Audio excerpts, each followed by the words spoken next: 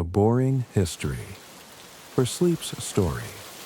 Why medieval people slept peacefully without locks or alarms. A world without electricity. Hey, guys. Tonight we begin with a story about a time when security meant more than passwords and alarm codes. Close your eyes for a moment and imagine a world with no electricity, no batteries, no high-tech gadgets. Yet somehow, communities found ways to protect themselves that would impress even modern burglars. Tonight, we're going back to a time when ingenuity was born from necessity, and survival depended on understanding both human nature and the subtle language of the night. The candle flickered against the parchment as William D. Ashby dipped his quill into the inkwell for what felt like the 100th time that evening. The year was 1347, and outside his small chamber in York, England, the world was settling into the familiar rhythm of medieval nightfall. Somewhere in the distance, a dog barked twice, then fell silent. A shutter creaked closed. The night watch called out the hour in their steady, reassuring voices. William was 28 years old, though he looked older in the dancing candlelight. His hands, stained permanently with ink, moved across the parchment with practiced precision. As the city's junior chronicler and court scribe, it was his job to record everything. Every trial, every crime, every curious incident that found its way before the magistrates. But tonight, as he organized the day's records, something was bothering him. The documents spread before him told a story that didn't quite match what people believed about their world. Everyone knew that life was dangerous. That was simply accepted, like the fact that winter was cold or that bread sometimes went moldy. But as William read through case after case, witness account after witness account, he began to see patterns that surprised him. Let me tell you about the world William lived in, he might have written in his private journal, if he had dared to be so philosophical in his official records. It was a world where your chances of seeing your 40th birthday depended largely on whether you were born with a silver spoon or a wooden ladle in your mouth. The statistics, had anyone bothered to calculate them properly, were sobering. The wealthy, those who lived in stone houses with proper locks and hired guards, had about a 60% chance of reaching age 40. Not great by our standards, but in William's time, it was practically a guarantee of old age. They had access to whatever passed for medicine, though William often wondered if avoiding the doctors might actually improve your odds. They ate food that hadn't been shared with rats, slept in beds instead of on straw, and, most importantly, they could afford protection. The peasants, on the other hand, were lucky to make it to their 30s. They dealt with back-breaking labor, shared their living spaces with livestock, which, as William's former professor had joked, gave them the world's first open-concept living arrangement, and faced dangers that the wealthy could simply pay to avoid. But here's what fascinated William as he worked by candlelight, organizing these records. The threats weren't always what you'd expect. Take today's cases, he thought, reviewing the parchments before him. Master Geoffrey brought charges against young Thomas for stealing his prize rooster. Dame Margaret reported that someone had been testing her door locks at night. The baker complained that his guard dog had been poisoned. And then there was that strange case of the merchant who swore someone had been watching his house, counting his comings and goings. These weren't the dramatic raids and sieges that traveling minstrels sang about. These were the quiet, persistent dangers that actually shaped people's daily lives. Disease could wipe out entire neighborhoods faster than you could say, "Bring out your dead." And yes, people actually did say that. Workplace accidents claimed more lives than highway robbery. According to the records William had been studying, more people died from tavern brawls than from encounters with bandits on the roads. One case from just 2 years ago still made him shake his head. A man in Canterbury had died after being struck with a meat pie during a pub argument. A meat pie. Medieval food was apparently built to last and to serve as impromptu weapons when the situation called for it. The rich weren't immune to danger, of course, but their threats were often more political than physical. While peasants worried about wolves stealing their sheep, nobles had to watch out for rival families plotting to steal their entire estates.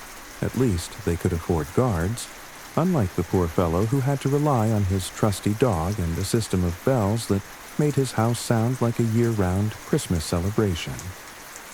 William set down his quill and rubbed his tired eyes. The candle had burned lower, casting longer shadows across his small chamber. Through the narrow window, he could hear the familiar sounds of York settling into night. The final calls of the watch echoed off the stone walls. A cat yowled somewhere in the distance. The great cathedral bells had long since finished marking the hour. But perhaps, William thought as he prepared to close his ledgers for the night, the most fascinating aspect of medieval safety was how it created a complex social system where your survival often depended on your community as much as your wealth. He had seen it in the court records, case after case. The poor might not have had strong walls or armed guards, but they had developed ingenious ways to protect themselves and their neighbors. They had created networks of mutual aid that were more sophisticated than anything the wealthy could buy. They had learned to read the night like a book, to understand the language of dogs and bells and whispered warnings. Tomorrow, William decided, I should visit some of these neighborhoods, not just to record their crimes and complaints, but to understand how they actually live, how they actually protect themselves. As he extinguished the candle and prepared for sleep, William couldn't shake the feeling that there was something important hidden in all these records. Some larger truth about how people survived in a world that seemed determined to kill them. The wealthy had their walls and locks and guards, certainly. But the poor had something else. Something that couldn't be bought or sold, but had to be built, day by day. Relationship by relationship. Security, he realized in the darkness, wasn't just about keeping dangers out. It was about creating something worth protecting in the first place. Outside his window, the night watch called out again. 2 of the clock and all is well. But William was beginning to suspect that all is well was a much more complicated statement than it appeared. In a world without electricity, without modern medicine, without any of the safety nets we take for granted, how did people manage to sleep peacefully at night? That, he thought as sleep began to claim him, is a question worth investigating. The candle smoke curled upward in the darkness, carrying with it the dreams and worries of a medieval scribe who was about to discover that the true story of his world's security lay not in the grand gestures of kings and nobles, but in the quiet ingenuity of ordinary people doing extraordinary things with whatever they had at hand.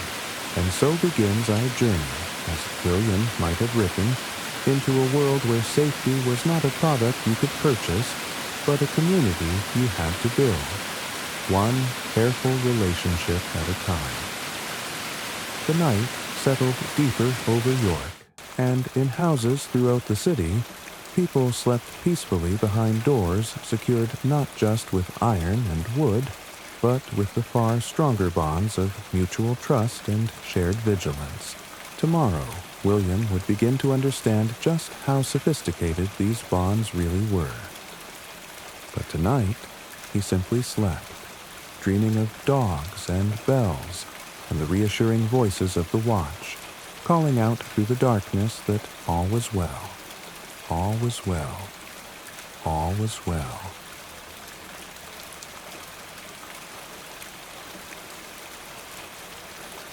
The real enemies.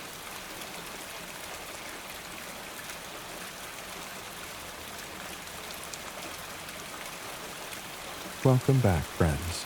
Last time, we met William, our medieval chronicler, as he began to notice patterns in the court records that didn't quite match the stories people told about their dangerous world. Tonight, we follow him as he discovers that the real threats facing medieval communities were often far more mundane and far more deadly than the dramatic raids and sieges that filled the songs of traveling minstrels. The morning sun filtered through the narrow windows of the York courthouse as William spread out his collection of records on the wooden table.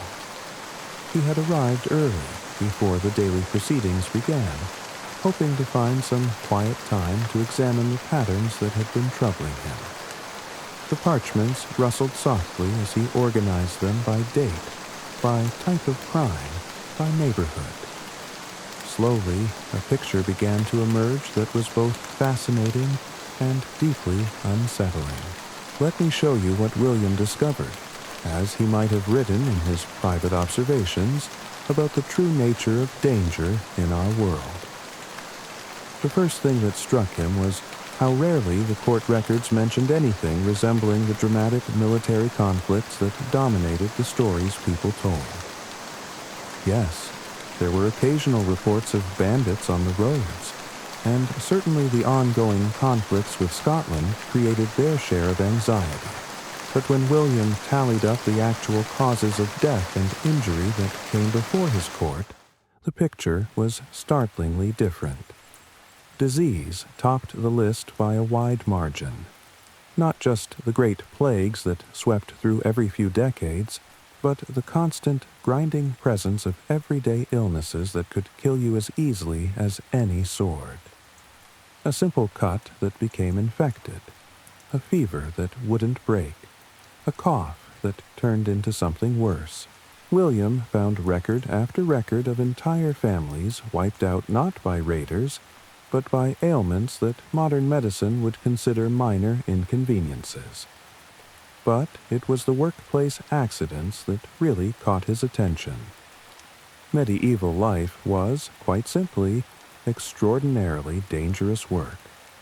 The cathedral that dominated York's skyline was a monument not just to faith, but to the dozens of men who had fallen from its scaffolding during construction.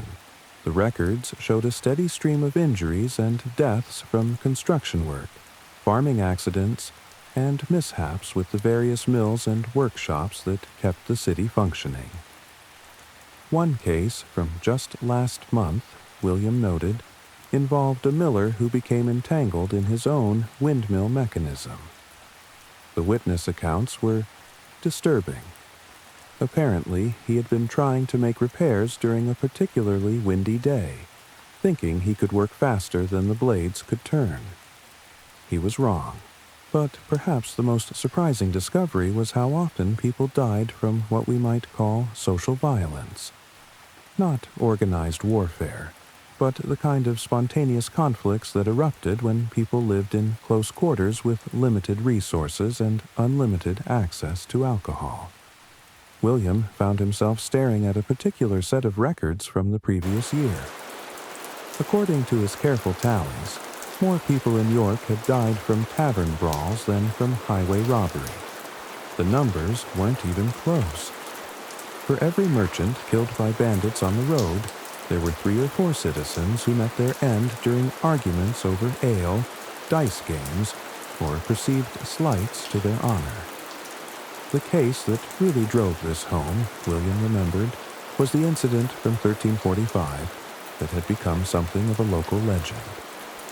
He pulled out the relevant parchment and read through the witness testimony again. A man named Geoffrey the baker had been drinking at the Boar's Head Tavern when an argument broke out over the quality of his bread.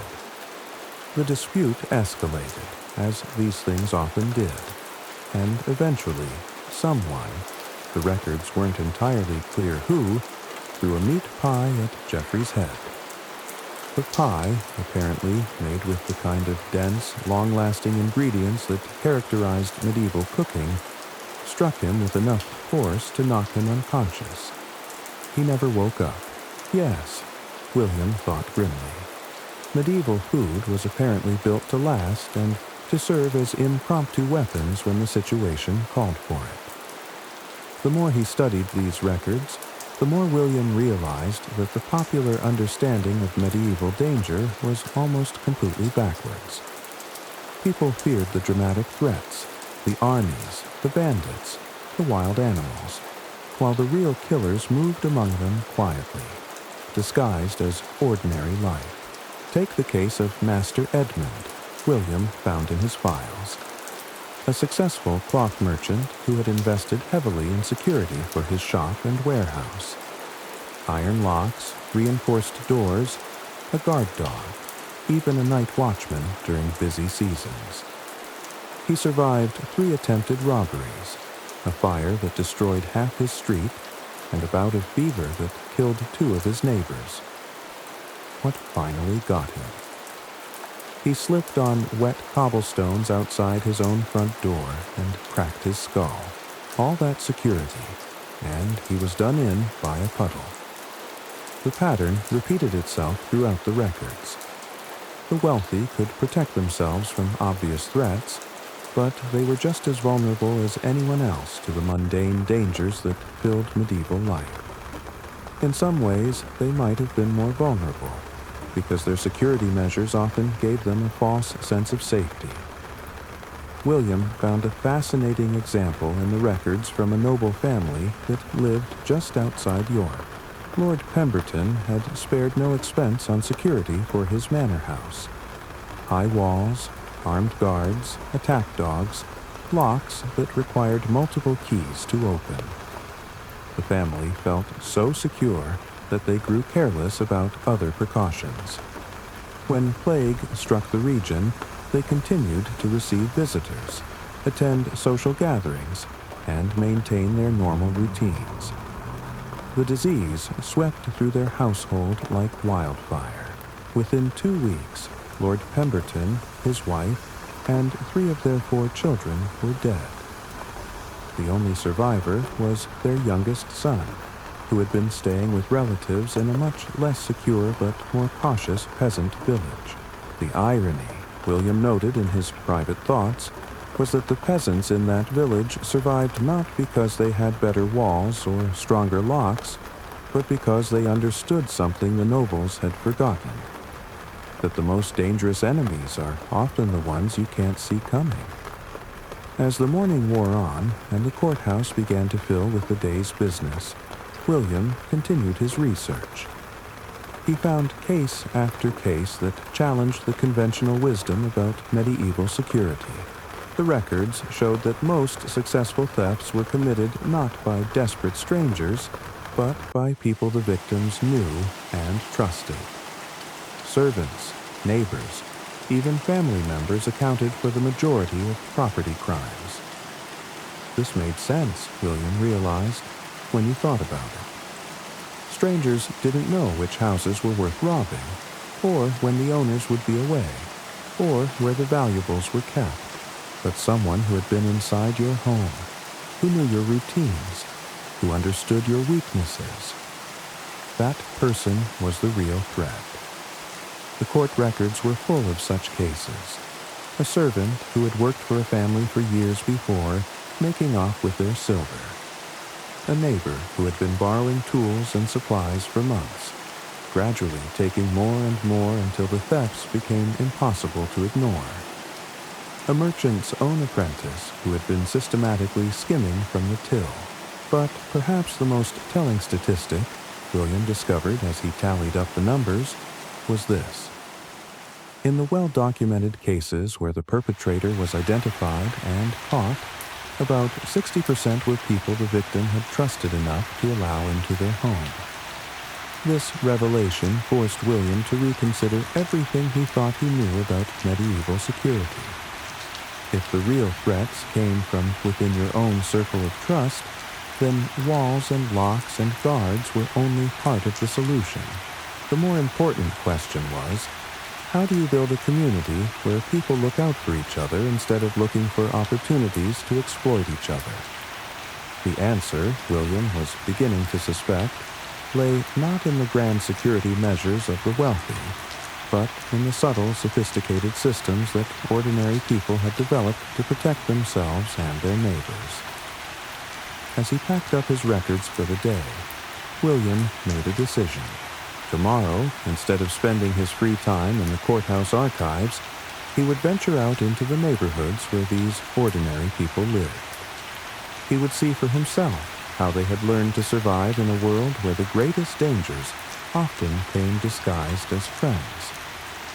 Because if there was one thing these records had taught him, William reflected as he walked home through the narrow streets of York, it was that security wasn't really about keeping the bad people out. It was about creating a community where good people could flourish, and where the bonds between neighbors were stronger than the temptations that might drive them apart.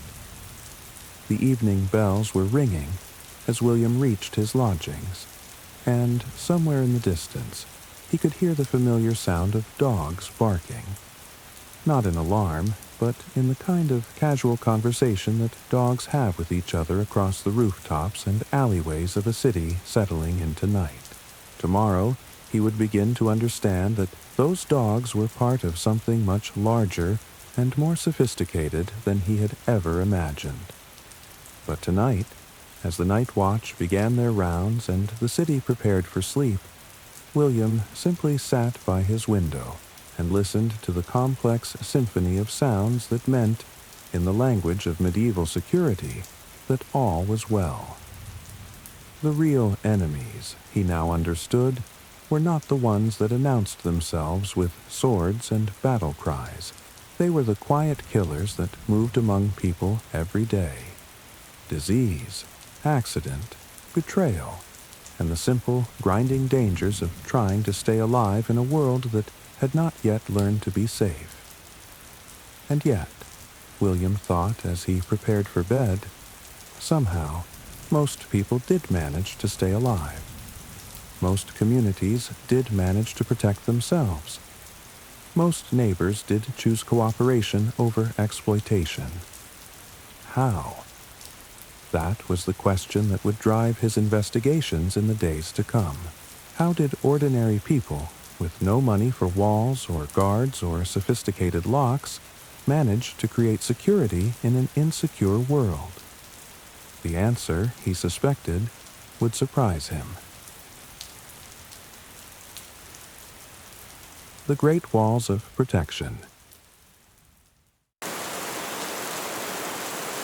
Welcome back, dear listeners. We've been following William, our medieval chronicler, as he discovers that the real dangers of his world were often quite different from what people expected. Tonight, we join him as he turns his attention to one of the most impressive security systems ever created, the great walls that surrounded medieval cities. But, as William will discover, these massive fortifications were about much more than keeping enemies out. William stood at the base of York's Great Wall, craning his neck to look up at the massive stone structure that had defined his city for as long as anyone could remember. The morning mist clung to the ancient stones, and somewhere high above, a raven called out from one of the watchtowers. At 40 feet high and nearly 10 feet thick, the wall was an impressive sight even to someone who had lived in its shadow his entire life. But today, William thought as he placed his hand against the cold stone, I'm not just looking at it as a citizen. I'm trying to understand it as a chronicler, as someone who needs to document not just what these walls are, but what they mean. He had brought with him a leather satchel containing some of the most fascinating documents he had discovered in the city archives. Records that detailed not just the construction of the walls, but their ongoing maintenance, their social impact, and their role in shaping the very character of York itself. The first thing you need to understand about medieval city walls William might have written in his observations, is that they weren't built quickly. These weren't emergency fortifications thrown up in response to an immediate threat. They were generational projects that required the kind of long-term thinking that modern people often struggle to imagine. York's walls had been under construction in one form or another for nearly 200 years. Each generation had added to them, strengthened them, adapted them to new threats and new technologies. The result was a structure that represented not just military engineering, but the accumulated wisdom and resources of an entire community across multiple centuries. William pulled out one of his most prized documents, a detailed accounting of the costs associated with just maintaining the walls, not building them. The numbers were staggering. In modern terms, the city was spending the equivalent of about $300,000 per year just on repairs and upkeep. That didn't include the cost of guards, weapons, or the various improvements that were constantly being made. To put this in perspective, William calculated as he walked along the base of the wall, this was a community of perhaps 8,000 people spending what would amount to nearly $40 per person per year, every year, just to maintain their security infrastructure. But the more William studied the records, the more he realized that the walls served functions that went far beyond simple military defense. They were, in effect, the backbone of an entire social and economic system. Consider the geography of security as William began to think of it. The city was organized in concentric circles, with the most valuable and important buildings at the center, protected by multiple layers of walls and defenses. The cathedral, the royal castle, the homes of the wealthiest merchants. These occupied the most secure real estate in the city. As you moved outward from the center, the level of protection decreased, but so did the cost of living. The middle rings were occupied by skilled craftsmen, small merchants, and other members of what we might call the medieval middle class. They lived within the main city walls, but in areas that would be harder to defend if the city came under siege. Finally, there were the suburbs, areas outside the main walls where the poorest residents lived. These people enjoyed some protection from the city's defenses, but they were also the most vulnerable in case of attack. In return for this increased risk, they paid lower taxes and had access to cheaper housing. It was, William realized, like a medieval version of modern zoning, where your level of security was directly tied to your economic status. But the walls created social dynamics that were far more complex than simple economic stratification. William found records of what the city called mirage, essentially a tax levied on all citizens to pay for the construction and maintenance of the walls. Like a medieval homeowners association fee, mirage was mandatory for anyone who wanted to enjoy the protection of the city's defenses. The interesting thing about mirage, William noted, was that it created a sense of shared investment in the city's security. Everyone contributed, so everyone had a stake in making sure the walls were properly maintained. The records showed that mirage collection was taken very seriously. Citizens who failed to pay could be barred from the city's markets, excluded from trade guilds, or even expelled from the city entirely. The message was clear. Security was a community responsibility, and those who didn't contribute to it couldn't expect to benefit from it. William found a fascinating case from just 5 years earlier involving a wealthy merchant named Thomas de Clare, who had tried to avoid paying his mirage assessment. De Clare argued that he had his own private security measures and didn't need the city's protection. The city council's response was swift and decisive. If he didn't want to contribute to the common defense, he was welcome to take his business elsewhere. De Clare paid up quickly. But perhaps the most sophisticated aspect of the wall system, William discovered as he continued his research, was how it controlled not just military threats, but economic and social ones as well. The walls had gates, and the gates had guards, and the guards didn't just check for weapons or hostile intentions. They also collected taxes on goods entering the city, monitored who was coming and going, and enforced various regulations about trade, residence, and behavior. In effect, William realized, the walls turned the entire city into a controlled environment where the authorities could regulate almost every aspect of daily life. This had profound implications for public health, crime prevention, and social order. When plague struck a region, cities could close their gates and control who was allowed to enter. When food was scarce, they could regulate distribution to prevent hoarding and price manipulation. When tensions rose between different groups, they could monitor and control the movement of potential troublemakers. William found records showing how this system worked in practice. During a grain shortage 3 years earlier, the city had used its gate controls to prevent merchants from hoarding supplies outside the walls and then bringing them in at inflated prices. Guards at each gate were instructed to inspect all grain shipments and ensure they were being sold at fair market prices. The walls also served as a curfew enforcement system, William discovered in the night watch records. The gates were locked at sunset and didn't reopen until dawn. Anyone caught outside the walls after curfew needed a very good explanation for their presence, and the penalties for violating curfew were severe. But as William walked the perimeter of the city, examining the walls from different angles, he began to understand that their most important function might have been psychological rather than physical. These walls, he thought as he looked up at the imposing stone structure, weren't just about keeping enemies out. They were about creating a sense of identity and belonging for the people inside. The walls defined who was a citizen and who was an outsider. They created a physical boundary that reinforced social and economic boundaries. They gave people a sense of security that went beyond mere physical protection. They created the feeling of being part of something larger and more permanent than themselves. William found evidence of this in the city's records of civic ceremonies and celebrations.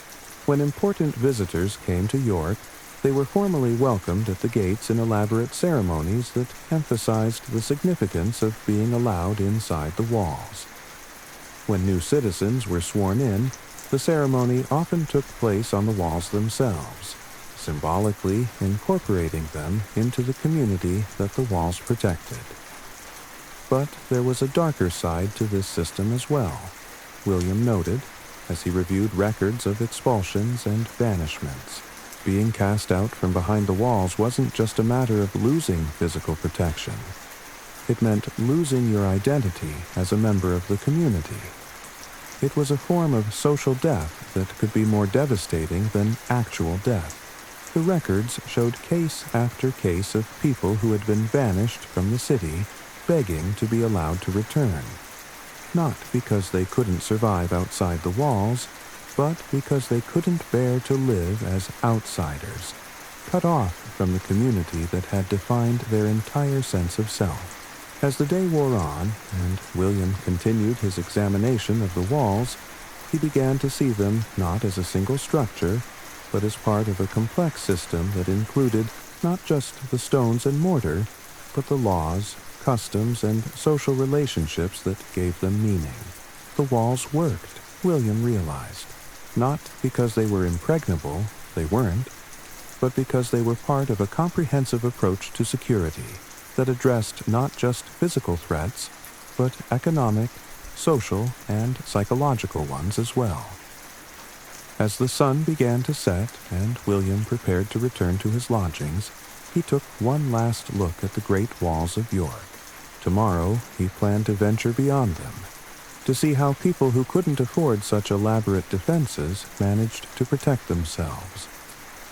But tonight, he wanted to appreciate what his ancestors had accomplished with these massive stone barriers.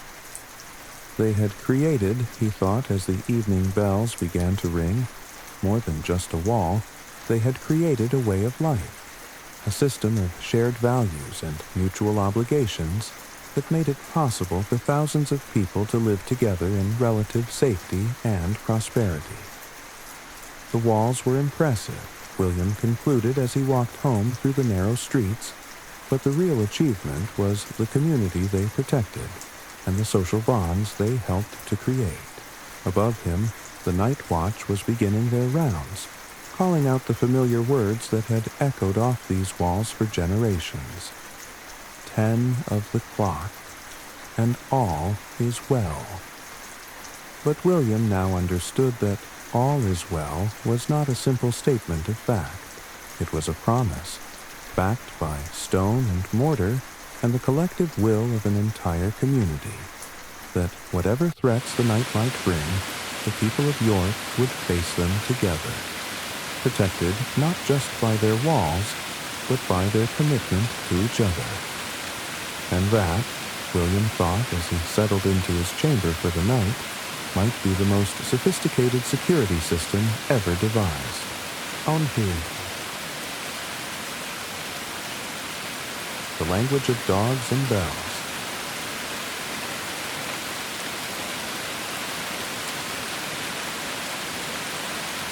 Welcome back, friends. We've been exploring the sophisticated world of medieval security through the eyes of William, our chronicler. We've seen the grand walls that protected the wealthy. But tonight we venture into a different realm entirely. The ingenious world of the poor, where security was built not from stone and iron, but from relationships, instincts, and an almost musical understanding of the sounds that meant safety or danger. William stepped carefully through the narrow, muddy lanes of Micklegate, one of York's poorest neighborhoods. The contrast with the stone-paved streets near the cathedral was immediate and striking. Here, the houses leaned against each other like tired friends, their timber frames dark with age and weather. The air was thick with the smells of cooking fires, livestock, and humanity living in close quarters. But what struck William most, as dogs barked in a constant, overlapping chorus that seemed chaotic at first. But as William listened more carefully, he began to detect patterns. A sharp, urgent bark from one direction would be answered by a different tone from another house. Then silence, as if some message had been received and understood. Then perhaps a long, low howl that seemed to travel from one end of the street to the other. It was, William realized with growing fascination, like listening to a conversation in a language he didn't understand. He had come to this neighborhood following a lead from his court records. The previous week, a merchant named Jeffrey had complained that someone had been testing his locks at night. But when the night watch investigated, they found no evidence of attempted burglary. What they did find was interesting. Every dog in the neighborhood had been barking at the same time Jeffrey reported hearing the suspicious sounds. This seemed like more than coincidence, William thought as he approached a small house where an elderly woman was feeding scraps to a pack of mixed-breed dogs. "Good morning, Dame Alice," William said, recognizing her from previous court appearances. She had been a witness in several cases involving neighborhood disputes, and her testimony was always remarkably detailed and accurate. "Master William," she replied, looking up from the dogs with a smile. "What brings a court scribe to our humble street?" "I'm trying to understand something," William said carefully. "In your testimony last week about the incident at Master Jeffrey's house, you mentioned that the dogs had been speaking to each other. What did you mean by that?" Dame Alice's eyes lit up with interest. "Ah, you've noticed it too, have you?" Most people from the better parts of town don't pay attention to what the dogs are saying. What the dogs are saying. William pulled out his writing materials, suddenly realizing he might be on the verge of discovering something important. "Could you teach me to listen?" he asked. Dame Alice laughed, but not unkindly. "Sit yourself down then, young master. This may take a while." Huss. What William learned over the next several hours, as he would later document in careful detail, was that the poor had developed a security system that was in many ways more sophisticated than anything the wealthy could buy. It started with the dogs, but it was much more than just dogs. Dame Alice explained that every household in the neighborhood kept at least one dog, but they weren't all the same kind of dog, and they didn't all serve the same function. "See, you want different dogs for different jobs," she explained, pointing to the various animals around her yard.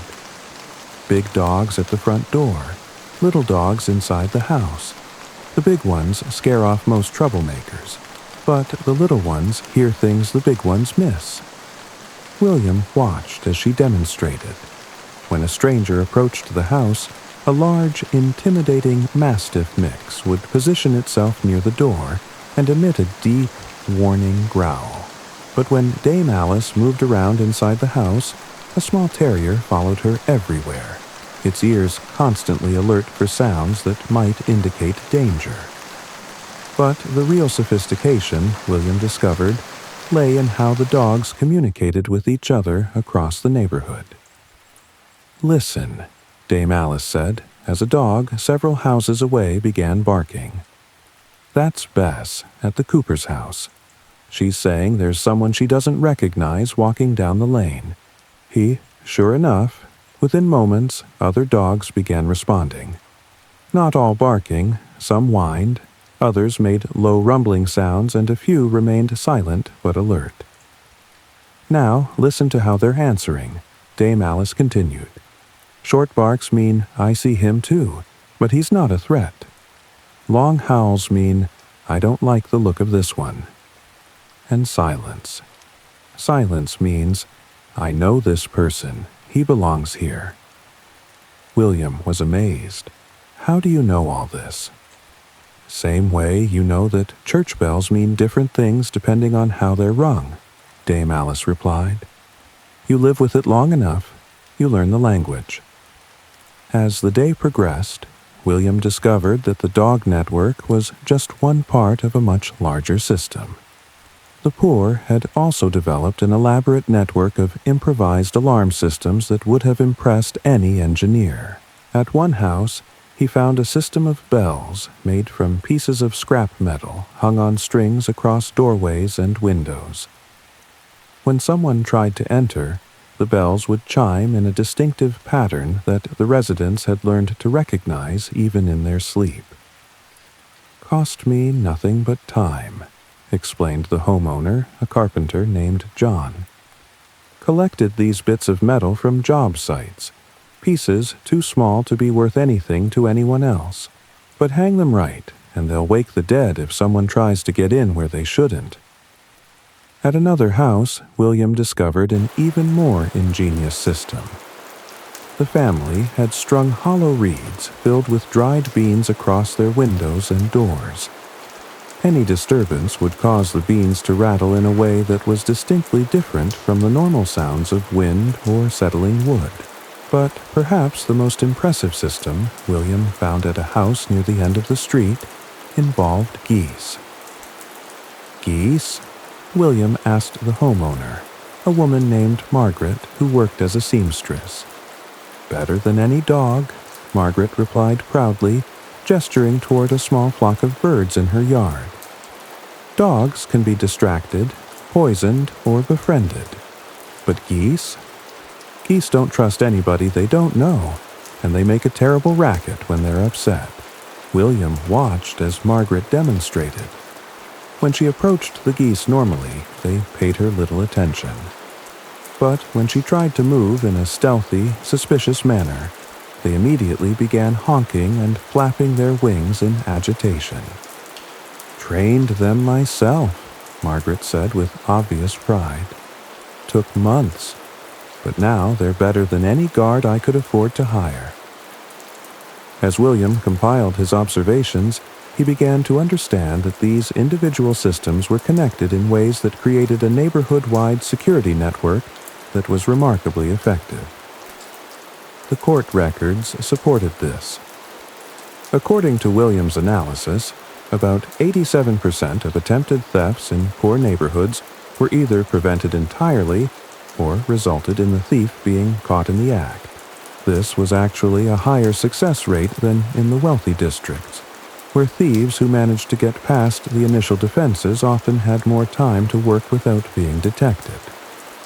The key, William realized, was that the poor had created a system based on community cooperation rather than individual protection. When one house's dogs started barking, the entire neighborhood would become alert. When someone's bells or rattles were triggered, neighbors would investigate. When geese started honking, people would look out their windows to see what was happening. But the most sophisticated aspect of the system, William discovered as he interviewed more residents, was how it dealt with the problem of false alarms. "You can't have dogs barking at every cat or rat," explained Dame Alice. "People stop paying attention if there are too many false warnings. So we had to teach them, and ourselves, to tell the difference between real threats and everyday disturbances." This had led to the development of what William could only describe as a complex acoustic language. Different types of barks meant different things. The timing and pattern of bell chimes indicated different levels of threat. Even the way geese honked could convey information about whether the disturbance was serious or minor. The result, William noted in his records, was a security system that was not only effective, but also remarkably efficient. It used no expensive materials, required no specialized training, and could be maintained and operated by ordinary people with no special skills or resources. As the sun began to set, and William prepared to return to his own neighborhood, he reflected on what he had learned. The poor might not have had stone walls or iron locks, but they had created something that was in many ways more impressive. A living, breathing security system that adapted to threats, learned from experience, and grew stronger through community cooperation. That evening, as William walked home through the darkening streets, he found himself listening to the city's sounds with new ears. The dogs were indeed talking to each other, he realized. The pattern of barks and howls that he had always dismissed as random noise was actually a sophisticated communication network that spanned the entire city. The bells ringing from various neighborhoods weren't just marking time. They were part of an early warning system that could alert thousands of people to potential dangers. Even the human sounds were part of the system, William noticed. The night watch calling out the hours, neighbors calling goodnight to each other across narrow streets, the occasional shout of warning or greeting. It all combined to create an acoustic environment where unusual sounds would stand out immediately. By the time William reached his own lodgings, he had begun to understand that medieval security wasn't really about walls and locks and guards, though those certainly had their place. It was about creating communities where people looked out for each other, where everyone had a role to play in the common defense, and where the bonds between neighbors were strong enough to overcome the temptations that might otherwise lead to crime and violence. The poor had understood this instinctively, William realized as he prepared for bed. They had created security systems that were not just effective, but sustainable.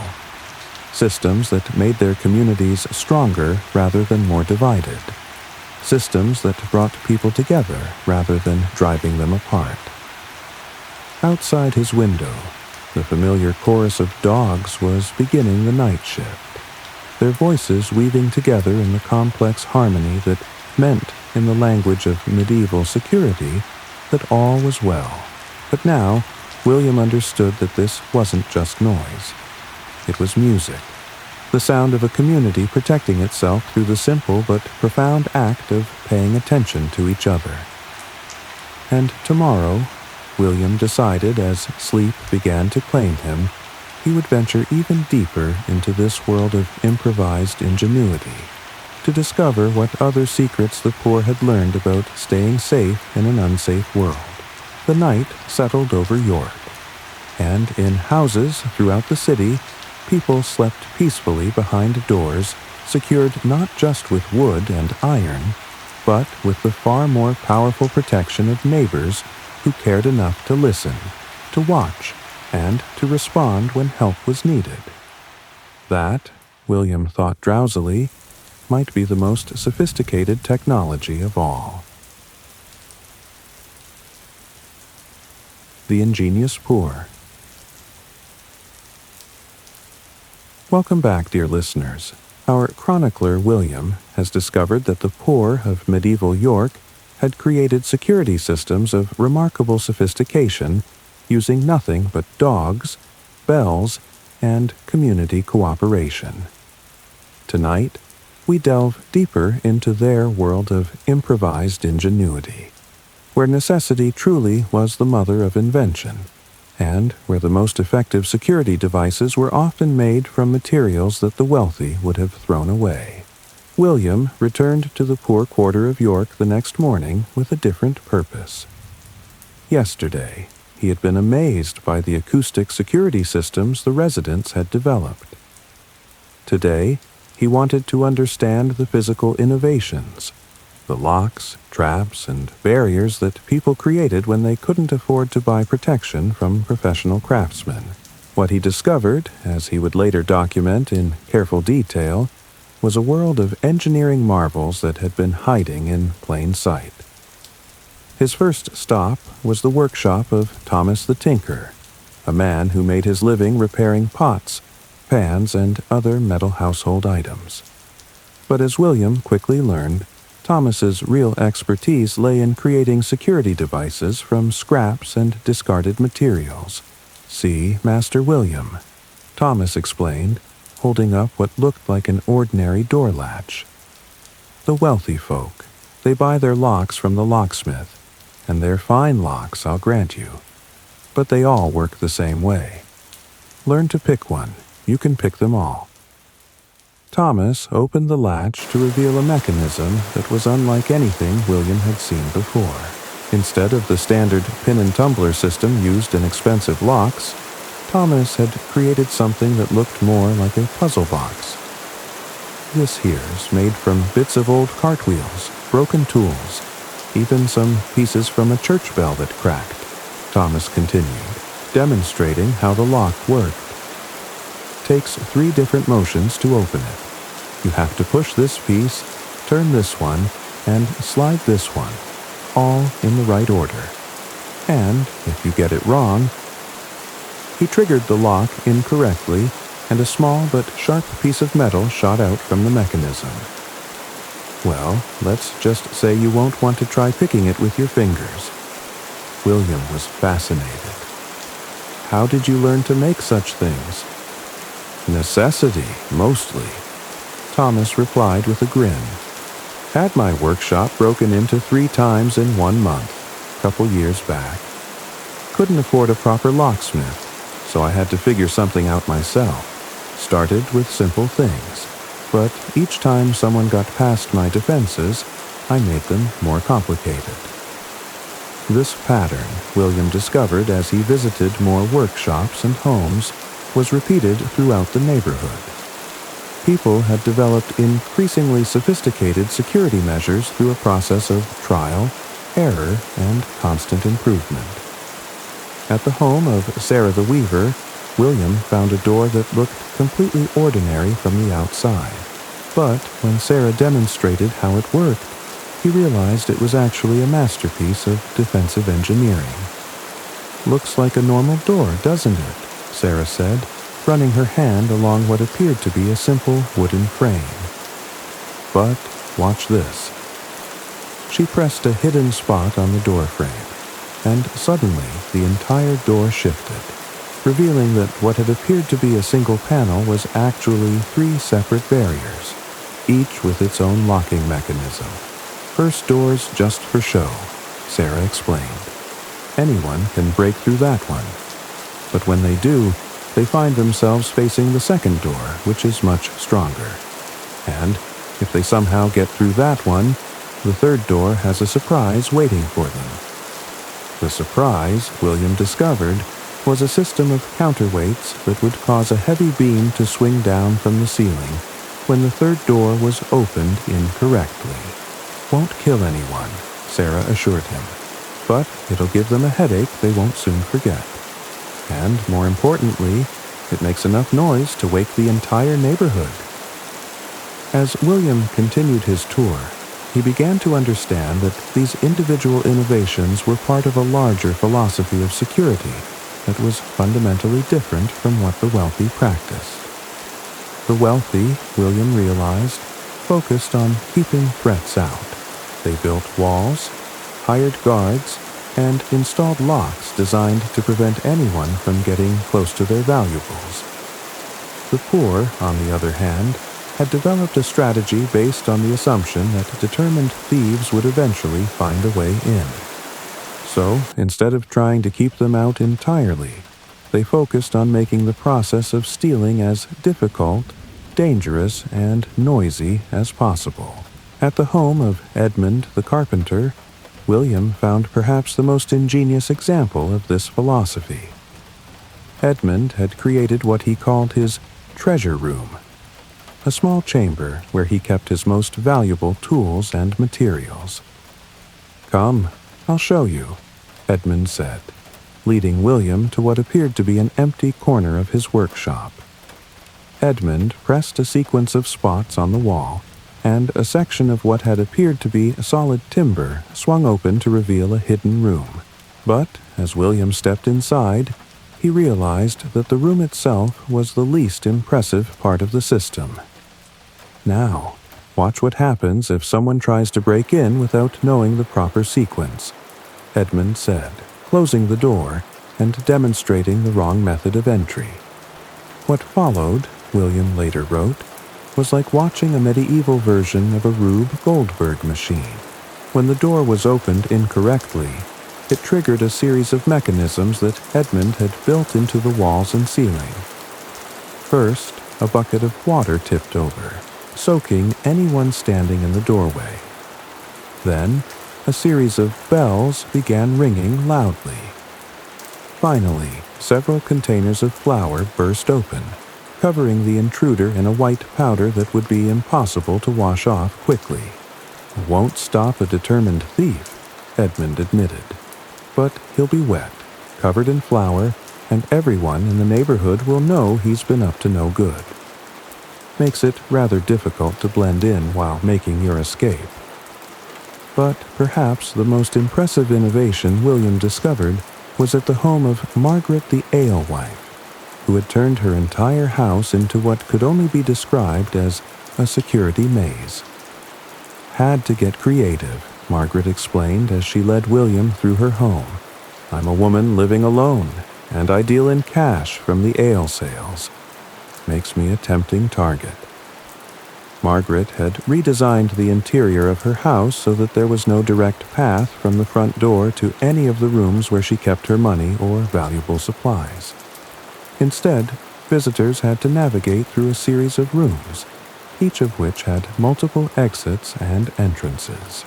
"If someone breaks in at night," Margaret explained, "they'll spend so much time trying to figure out where they are and where they're going that I'll have plenty of time to escape through one of my back exits and raise the alarm." But the real genius of Margaret's system, William realized, was that it served multiple purposes. During the day, when Margaret was conducting her legitimate business, the maze-like layout actually helped her manage customer flow and keep track of who was in her house at any given time. The same features that would confuse a nighttime intruder made it easier for her to run her business efficiently during normal hours. As the day progressed, William began to see that these individual innovations were connected by several common principles that seemed to guide all of the security measures he had observed. First, the poor had learned to make their security systems serve multiple purposes. A door that was designed to confuse burglars also helped regulate the flow of customers during business hours. Dogs that served as burglar alarms also helped with pest control and provided companionship. Bells that warned of intruders also served as communication devices for coordinating neighborhood activities. Second, they had learned to make their defenses adaptive and scalable. Unlike the fixed fortifications favored by the wealthy, these systems could be easily modified, expanded, or reconfigured as circumstances changed. If one type of threat became common, the defenses could be adjusted to address it. If new materials became available, they could be incorporated into existing systems.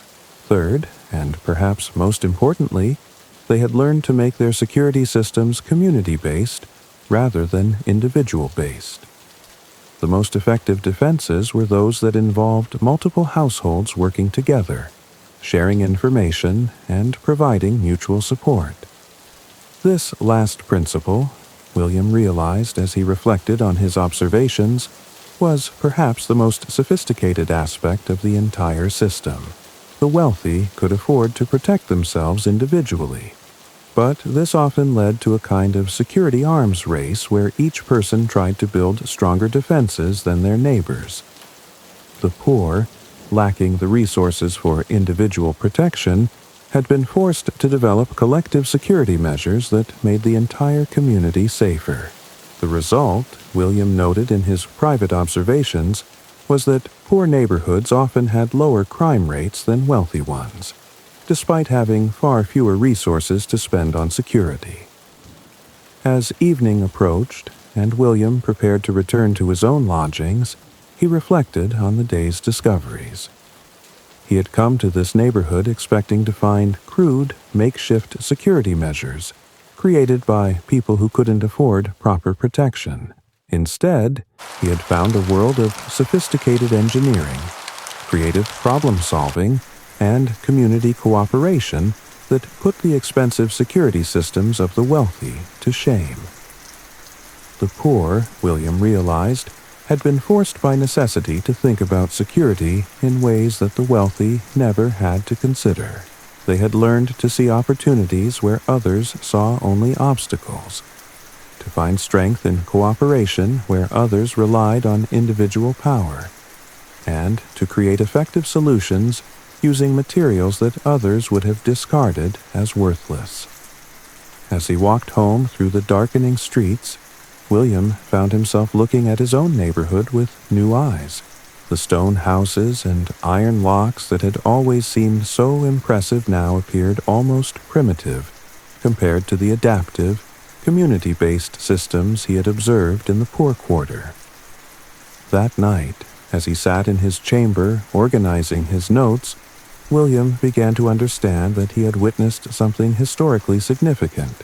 The innovations he had documented weren't just clever solutions to immediate problems.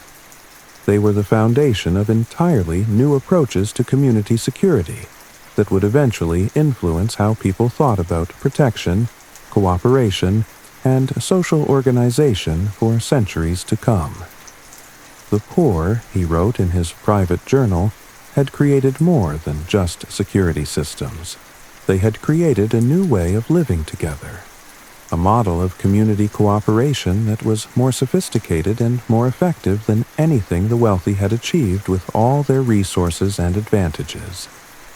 And tomorrow, William decided as he prepared for bed, he would begin to explore the most sophisticated aspect of medieval security: the networks of trust, reciprocity, and mutual obligation that held these communities together and made all their ingenious devices possible. Outside his window, the familiar sounds of the neighborhood security network were beginning their nightly symphony. But now, William understood that he was listening to more than just dogs and bells. He was hearing the sound of human ingenuity, community cooperation, and the kind of practical wisdom that emerges when ordinary people are forced to solve extraordinary problems with whatever materials they have at hand. It was, he thought as sleep began to claim him, the most beautiful music he had ever heard. The networks of trust. Welcome back, dear friends. We've followed William through the ingenious world of medieval security, from the grand walls of the wealthy to the improvised brilliance of the poor. Tonight, we reach the heart of the matter, the invisible networks of trust, obligation, and mutual aid that made all those physical defenses possible. For, as William is about to discover, the most sophisticated security system ever devised wasn't made of stone or iron, but of something far more powerful: human relationships. William had been walking the streets of York for nearly a week now, documenting the various security measures used by people of different social classes. But as he sat in his chamber that evening, reviewing his notes by candlelight, he realized that he had been missing something fundamental. All of these ingenious devices, he thought as he shuffled through his parchments, all of these clever innovations, they only work if people actually use them properly. And, more importantly, they only work if people can trust their neighbors to respond when help is needed. But how, William wondered, do you build that kind of trust in a world where people have every reason to be suspicious of each other? The question had been nagging at him since his visit to the poor quarter. He had seen security systems that required multiple people to operate effectively. Early warning networks that depended on community cooperation and defensive measures that were only effective if neighbors could be counted on to investigate disturbances and provide assistance.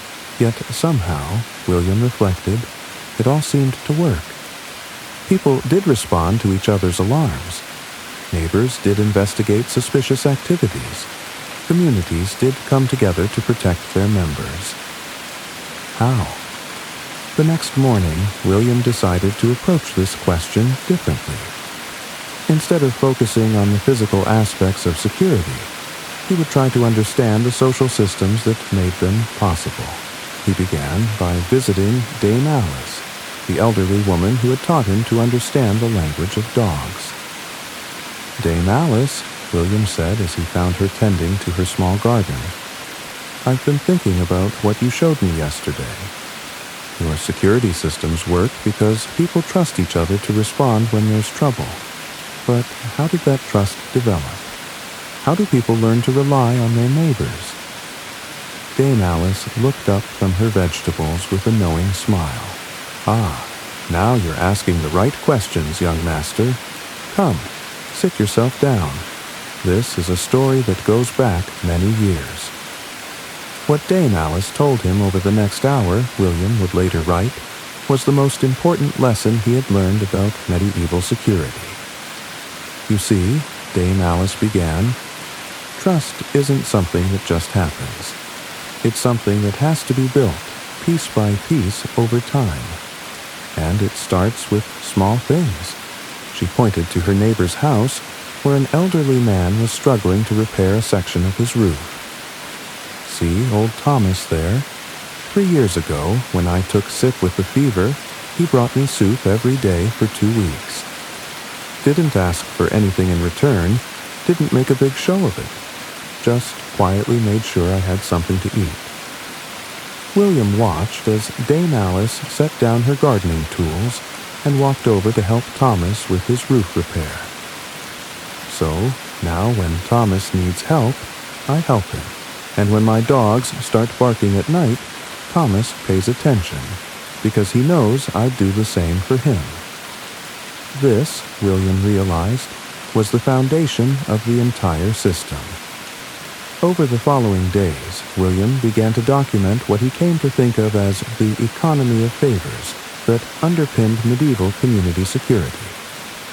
It was a complex system of mutual obligations, reciprocal assistance, and shared responsibilities that created bonds between neighbors that were stronger than any lock or wall. The system worked, William discovered, because it was based on the principle that everyone had something to contribute, regardless of their wealth or social status.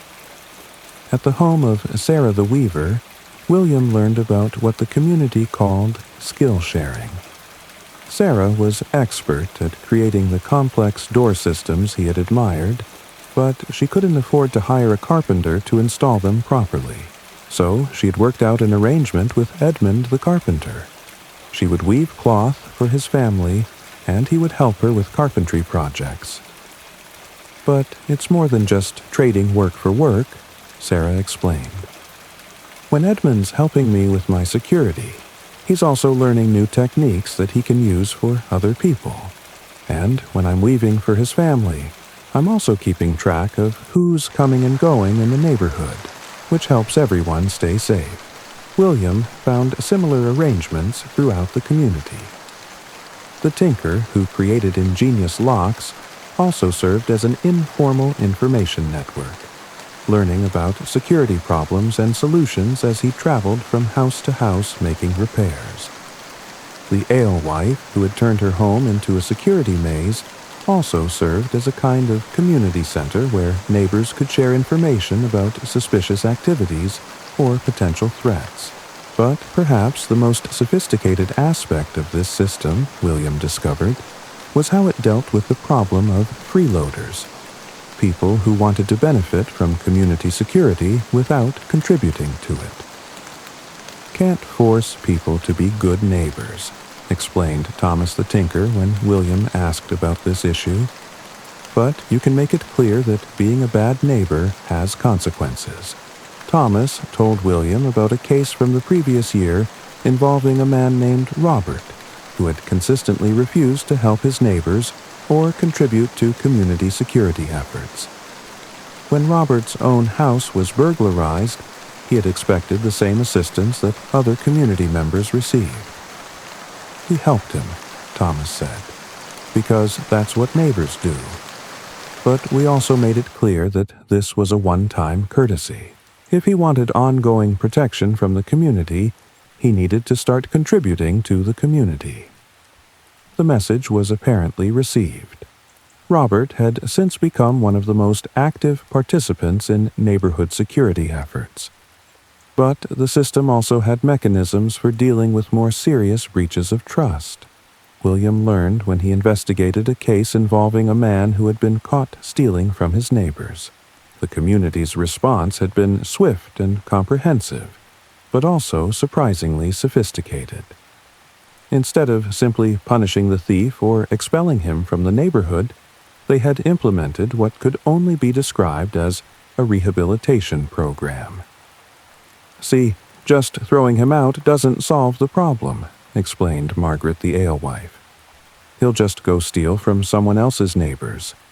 Better to figure out why he was stealing and help him find a better way to meet his needs. The community had discovered that the man had been stealing because he was ashamed to ask for help when his carpentry business failed, and he couldn't afford food for his family.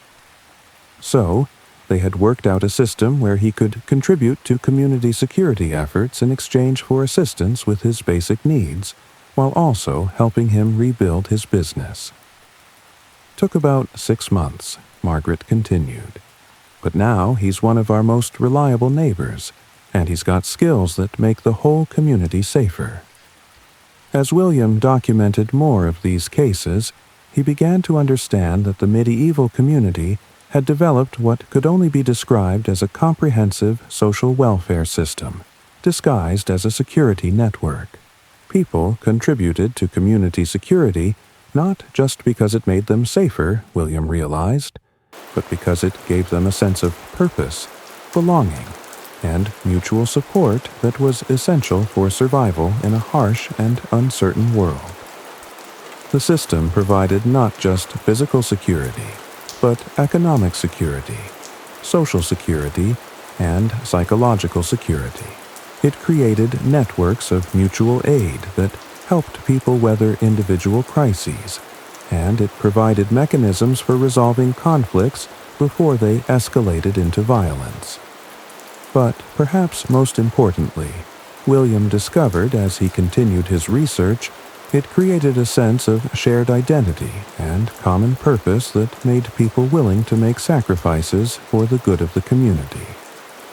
This was most evident in how the community dealt with external threats. When word came that bandits were operating in the area, the response was immediate and coordinated. People shared information, adjusted their routines, and provided mutual support without any central authority having to organize or direct their efforts. The community had become, William realized, a kind of organism that could respond to threats automatically, because every member understood their role and trusted others to fulfill theirs. As his week of research drew to a close, William reflected on what he had learned about the true nature of medieval security. He had begun his investigation thinking that security was primarily about physical defenses, walls, locks, guards, and weapons. But he now understood that these were just the visible manifestations of something much deeper and more sophisticated. Real security, William concluded, wasn't about keeping bad people out. It was about creating communities where good people could flourish, where mutual aid and cooperation were stronger than the temptations that might lead to crime and violence, and where everyone had a stake in protecting the common good. The poor had understood this instinctively, William realized. Lacking the resources for individual protection, they had been forced to develop collective security measures that were not only more effective than what the wealthy could afford, but also more humane and more sustainable. That evening, as William sat in his chamber organizing his final notes, he could hear the familiar sounds of the neighborhood security network beginning their nightly routine. But now he understood that he was listening to something far more significant than just dogs barking and bells ringing. He was hearing the sound of civilization itself, the complex symphony of human cooperation that made it possible for thousands of people to live together in relative peace and safety, despite all the reasons they might have to fear and mistrust each other. The medieval world, William wrote in his concluding observations, was indeed a dangerous place, but it was also a world where ordinary people had learned to create extraordinary systems of mutual protection and support. They had built security not just with stone and iron, but with something far more powerful: the bonds of trust, reciprocity, and shared responsibility that connected them to their neighbors and their community. And perhaps, William thought as he prepared for bed, that was the most important lesson of all.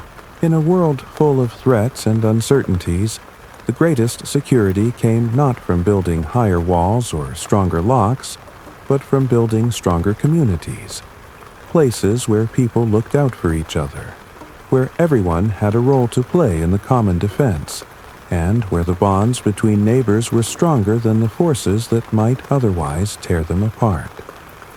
Outside his window, the night watch was calling out the familiar words, 11 of the clock and all is well. But William now understood that those words carried a deeper meaning than he had ever realized. They weren't just reporting on the absence of immediate threats, they were affirming the continued existence of the networks of trust and cooperation that made safety possible in the first place. All was well, William thought as sleep began to claim him. Not because there were no dangers in the world, but because there were people willing to watch for those dangers and respond to them together. That, he concluded, was the most sophisticated security system ever devised.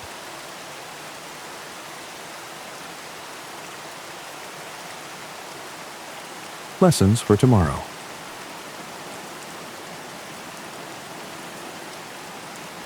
And so we come to the end of our journey with William, dear listeners. For 7 days and nights, our chronicler has walked the streets of medieval York, documenting the sophisticated world of security that existed long before our modern age of technology and surveillance. Tonight, as William sits in his chamber with quill in hand, he prepares to write his final observations, and discovers that the lessons of the past may hold unexpected wisdom for the future. William spread his parchments across his writing desk, the candlelight flickering over pages covered with detailed observations, sketches of ingenious devices, and careful documentation of the social systems that made medieval security possible. A week ago, he had begun this investigation, thinking he would simply record the various methods people used to protect themselves and their property. Now, as he prepared to write his conclusions, he realized he had discovered something far more significant. He had documented, William reflected as he dipped his quill in ink, not just a collection of security techniques, but an entire philosophy of how communities could organize themselves to create safety, prosperity, and mutual support in a dangerous and uncertain world. But more than that, he thought as he began to write, he had discovered principles that seemed to transcend the particular circumstances of medieval life. Insights that might be relevant to any society struggling with questions of security, community, and social organization. On the nature of true security, William wrote his first observation. I have learned that security is not primarily about keeping bad things from happening. It is about creating conditions where good things can flourish. The most secure communities I observed were not those with the strongest walls or the most sophisticated locks, but those where people had the strongest reasons to cooperate with each other and the most effective mechanisms for doing so. This insight, William realized, challenged many of the assumptions that guided how people thought about protection and safety. The wealthy focused on exclusion, building barriers to keep threats out. But the poor had learned that inclusion was often more effective, creating communities where potential troublemakers had more to gain from cooperation than from conflict. The wealthy relied on deterrence, making the consequences of bad behavior so severe that people would be afraid to attempt it. But the poor had discovered that prevention was more effective, addressing the underlying causes of antisocial behavior before they led to actual crimes. The wealthy emphasized individual protection, each person or family responsible for their own security. But the poor had learned that collective security was not only more affordable, but often more effective, creating networks of mutual aid and protection that were stronger than any individual defense. On the relationship between security and community. William's second major observation: true security cannot be purchased or imposed from above. It must be grown from within communities through the patient cultivation of trust, reciprocity, and shared responsibility. The most sophisticated security systems I observed were not devices or structures, but relationships, networks of mutual obligation that connected neighbors to each other and gave everyone a stake in the common good. This principle, William reflected, had profound implications for how societies should think about law enforcement, crime prevention, and social order. The communities with the lowest crime rates were not those with the most guards or the harshest punishments, but those where crime was least likely to occur in the first place because people had strong incentives to resolve conflicts peacefully and support each other through difficulties. The most effective early warning systems were not technological devices, but social networks where people paid attention to each other's welfare and were quick to notice when something was wrong. The most reliable forms of protection came not from professional security services, but from neighbors who knew each other well enough to distinguish between normal and suspicious behavior, and who cared enough about each other to respond when help was needed. On innovation and adaptation. William's third observation. The most impressive innovations I documented came not from those with the most resources, but from those with the greatest constraints. When people cannot afford to buy solutions to their problems, they are forced to create solutions. And these homemade solutions are often more creative, more adaptable, and more effective than anything that could be purchased from specialists. This insight, William realized, suggested that adversity could be a powerful driver of innovation, and that some of the most important advances in security technology might come from the most unexpected sources. The poor had created adaptive security systems that could be easily modified as circumstances changed, while the wealthy often relied on fixed defenses that became obsolete as new threats emerged. The poor had learned to make their security systems serve multiple purposes, creating efficiencies that the wealthy, with their specialized approaches, often missed. The poor had developed community-based solutions that were more resilient than individual-based ones, because they could continue to function even when individual components failed. On the economics of security. William's fourth observation.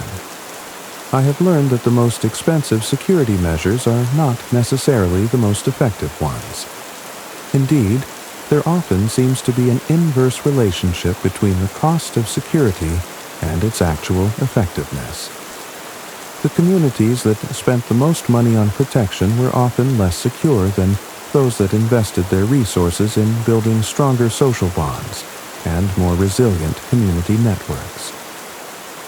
This principle, William thought, challenged conventional wisdom about the relationship between wealth and security. The wealthy could afford professional guards, but guards could be corrupted, distracted, or overwhelmed. The poor relied on community vigilance, which was harder to compromise because it involved so many people with overlapping responsibilities. The wealthy could afford sophisticated locks, but sophisticated locks created single points of failure. If the lock was picked or the key was stolen, the entire security system was compromised. The poor used layered defenses that remained partially effective even when individual components were defeated. The wealthy could afford to isolate themselves behind walls and barriers, but isolation often made them more vulnerable to the threats they hadn't anticipated. The poor remained integrated with their communities, which gave them access to information and assistance that money couldn't buy.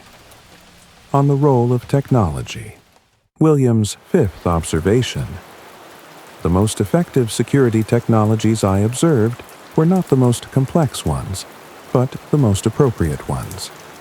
Devices and systems that matched the specific needs, resources, and capabilities of the people who used them.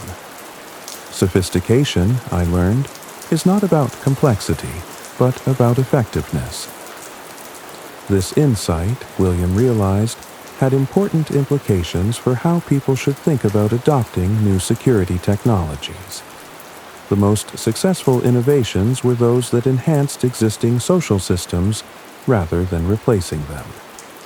Technology worked best when it amplified human capabilities, rather than substituting for human judgment and cooperation.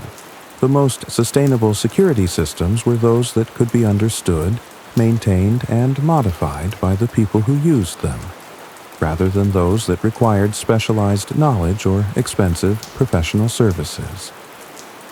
The most reliable security measures were often the simplest ones, not because simple was necessarily better, but because simple systems were less likely to fail in unexpected ways and more likely to be used correctly by ordinary people under stress.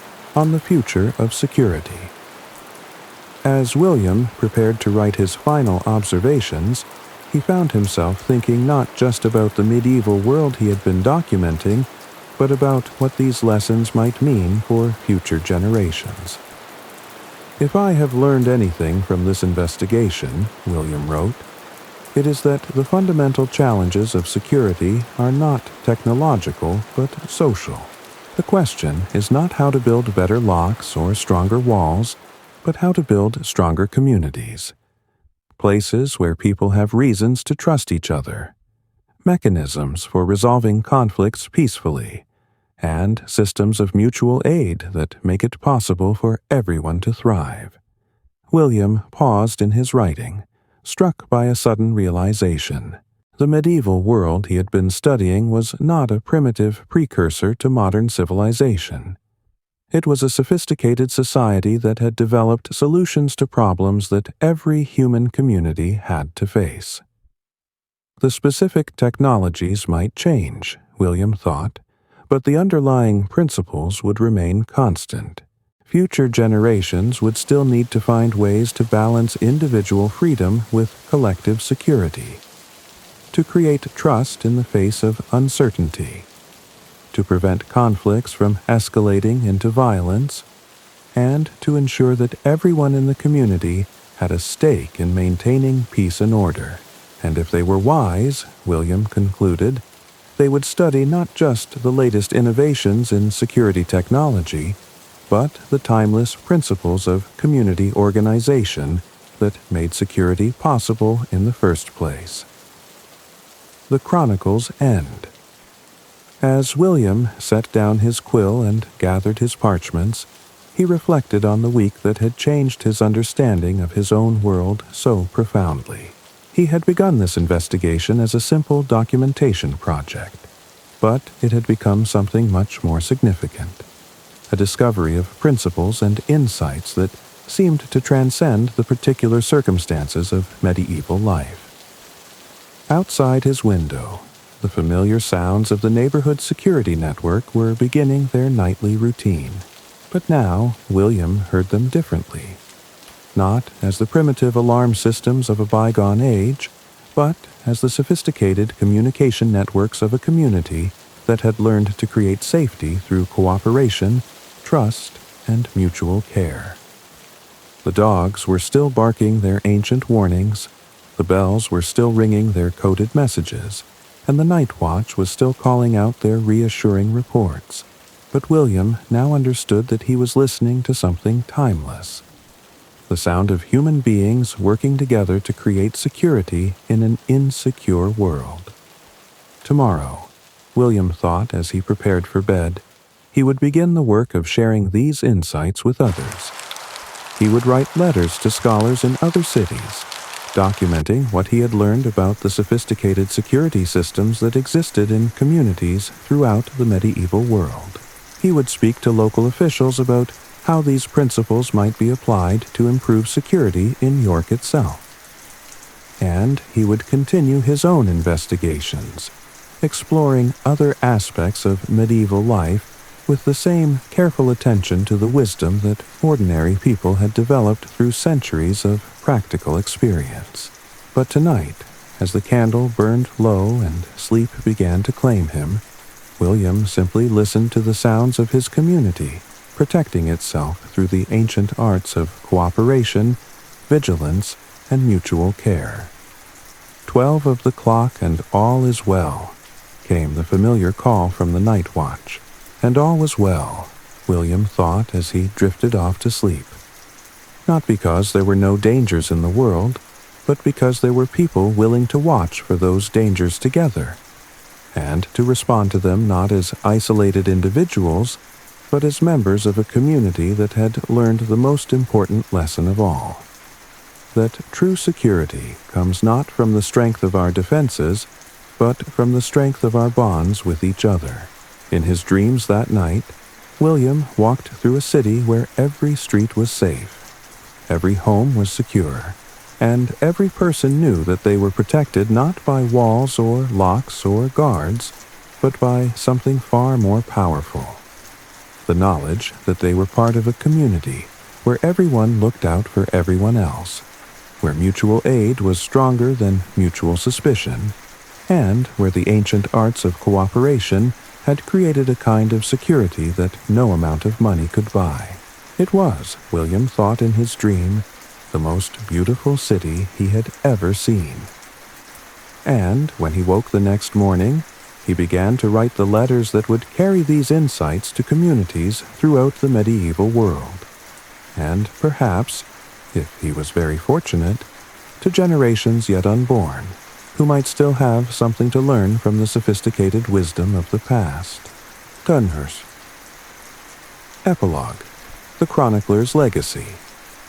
6 months later, William's detailed observations had been copied and distributed to scholars, officials, and community leaders throughout England and beyond. His documentation of medieval security systems had sparked a renaissance of interest in community-based approaches to safety and protection. But more importantly, his work had reminded people that security was not something that could be imposed from above or purchased from specialists, but something that had to be cultivated from within communities through the patient work of building trust, cooperation, and mutual care. The lessons William had learned in the streets of medieval York would echo through the centuries, reminding each new generation that the most sophisticated security system ever devised was not made of stone or iron or any technology yet to be invented, but of something far more powerful and far more enduring. The bonds between human beings who had learned to protect each other by caring for each other. And in communities throughout the world, people would continue to discover what William had learned in his week of investigation. That true security comes not from the strength of our defenses, but from the strength of our connections to each other. The chronicle was complete, but the story it told would continue as long as human beings lived together in communities and faced the eternal challenge of creating safety, prosperity, and peace in an uncertain world. All was well.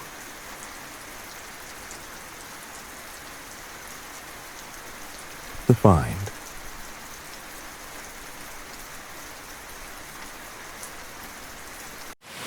In our modern age of surveillance cameras, digital locks, and professional security services, we've forgotten that some of the most sophisticated approaches to community safety were developed not in Silicon Valley boardrooms, but in the narrow streets of medieval towns. This is the story of how one person's accidental discovery of a 700-year-old manuscript would challenge everything we think we know about security, community, and what it really means to be safe. Dr. Sarah Chen had been staring at the same grant proposal for 3 hours, and the words were beginning to blur together on her laptop screen. As the director of Urban Community Safety Research at Metropolitan University, she was supposed to be an expert on reducing crime and improving neighborhood security.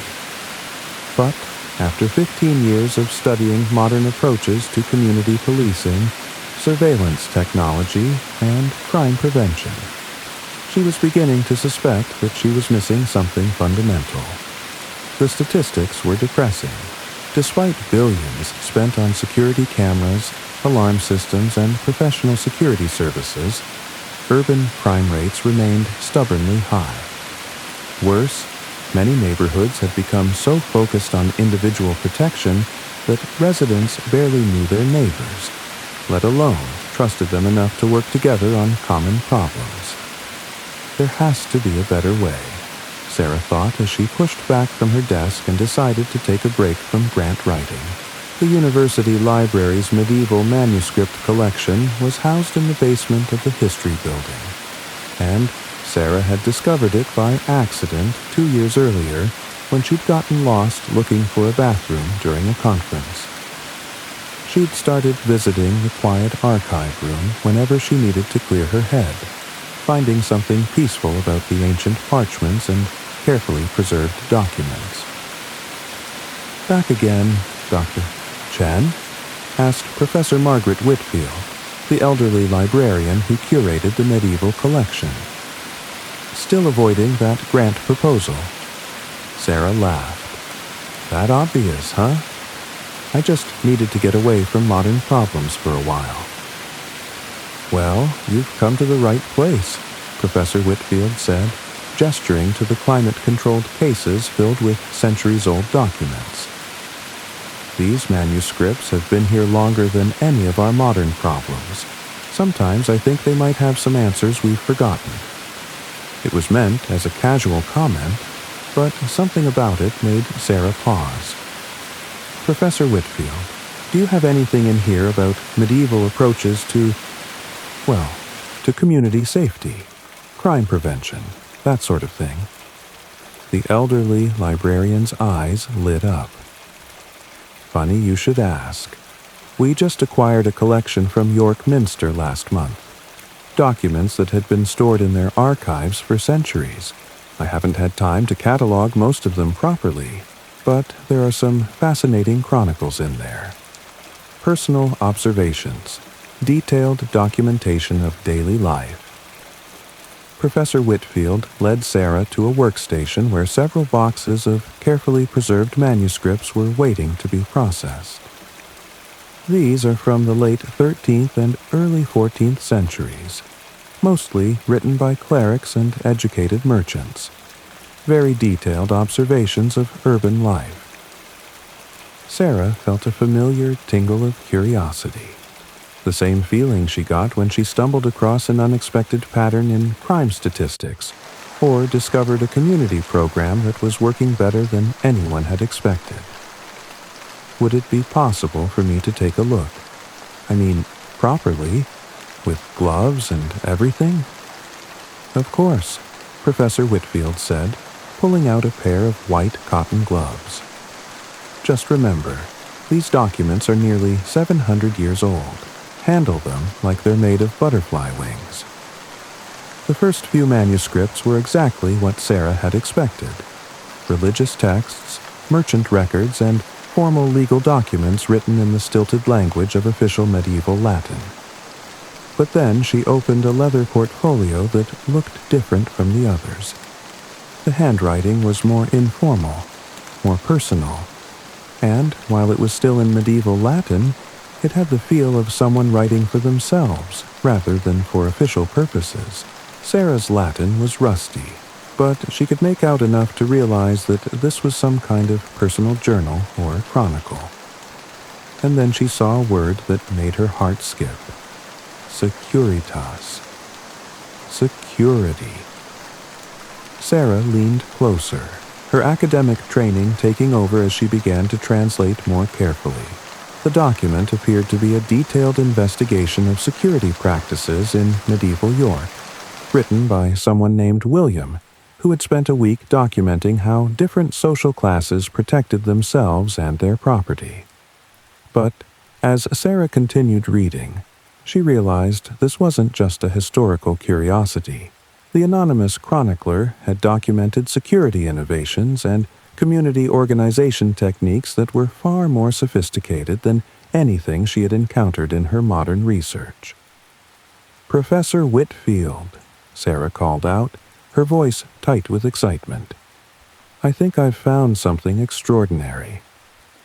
Over the next 2 hours, Sarah worked through William's chronicle with growing amazement. The medieval communities he described had developed adaptive security systems, early warning networks, and community cooperation mechanisms that put modern neighborhood watch programs to shame. More importantly, they had created these systems using principles that directly addressed the problems Sarah had been struggling with in her own research. How to build trust between neighbors, how to create effective community responses to crime, and how to make security systems that enhanced rather than undermined social cohesion. This is incredible, Sarah murmured as she finished reading William's observations about the economy of favors that underpinned medieval community security. They figured out things we're still trying to learn. Professor Whitfield looked over Sarah's shoulder at the manuscript. Finding something useful? Useful? Sarah laughed, but there was no humor in it. only the slightly manic excitement of a researcher who had just discovered something that could change everything. Professor, I think this document contains security innovations that are more advanced than anything we're doing today. That evening, Sarah sat in her apartment with photocopies of William's Chronicle spread across her dining room table, a legal pad covered with notes, and a growing sense that she had stumbled across something that could revolutionize how modern communities thought about safety and security. The more she studied William's observations, the more she realized that medieval communities had solved problems that modern security experts were still struggling with. They had created effective early warning systems without any electronic technology, using networks of human observers who knew their communities well enough to distinguish between normal and suspicious behavior. They had developed adaptive security measures that could be easily modified as threats changed, while modern systems often became obsolete as soon as criminals figured out how to defeat them. Most importantly, they had learned to make security a community-building activity, rather than a community-dividing one, creating systems that brought neighbors together instead of encouraging them to isolate themselves behind individual defenses. But could these medieval principles actually work in a modern urban environment? Sarah looked out her apartment window at the city street below. She lived in Riverside, a neighborhood that had been struggling with rising crime rates despite, or perhaps because of, the increasing number of security cameras, alarm systems, and private security patrols that residents had installed over the past few years. People were scared, Sarah realized as she watched her neighbors hurrying past each other on the sidewalk without making eye contact. They were investing more and more money in individual security measures, but they were becoming more and more isolated from each other. The very measures they were taking to feel safer were making their community less safe. What if, Sarah thought as she turned back to William's Chronicle, there was a better way?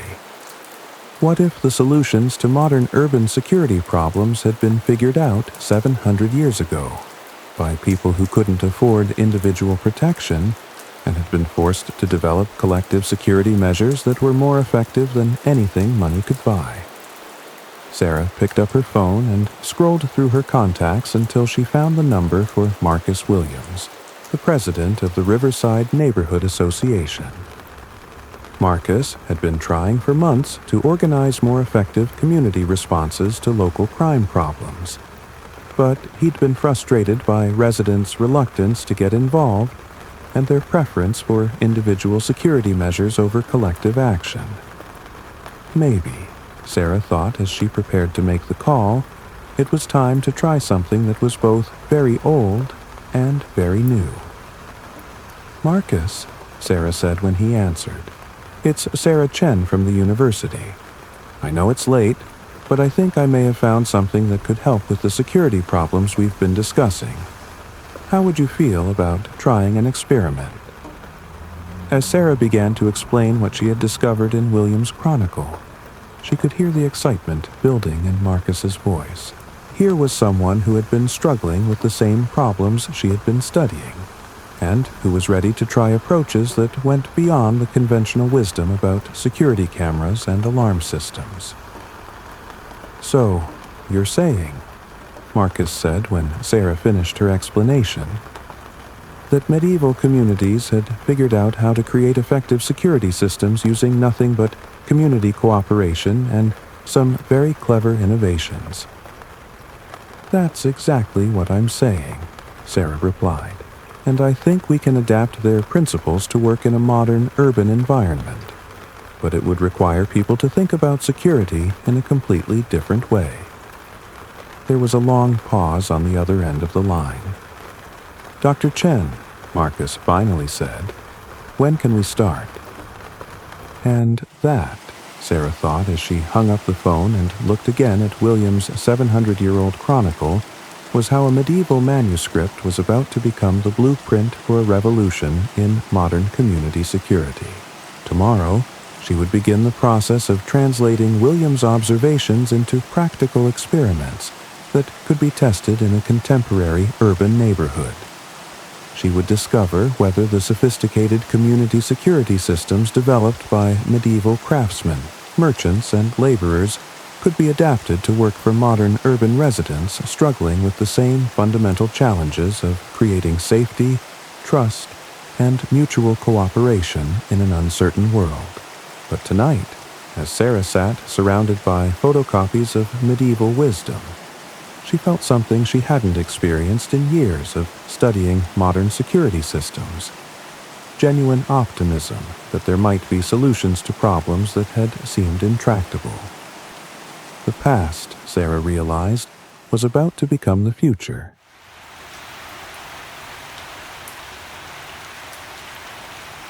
The first experiment.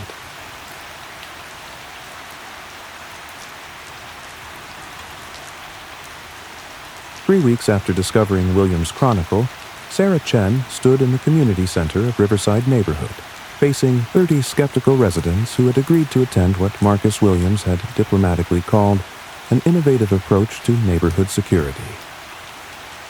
What they didn't know was that they were about to become participants in the first attempt to apply 700-year-old security principles to a modern urban environment.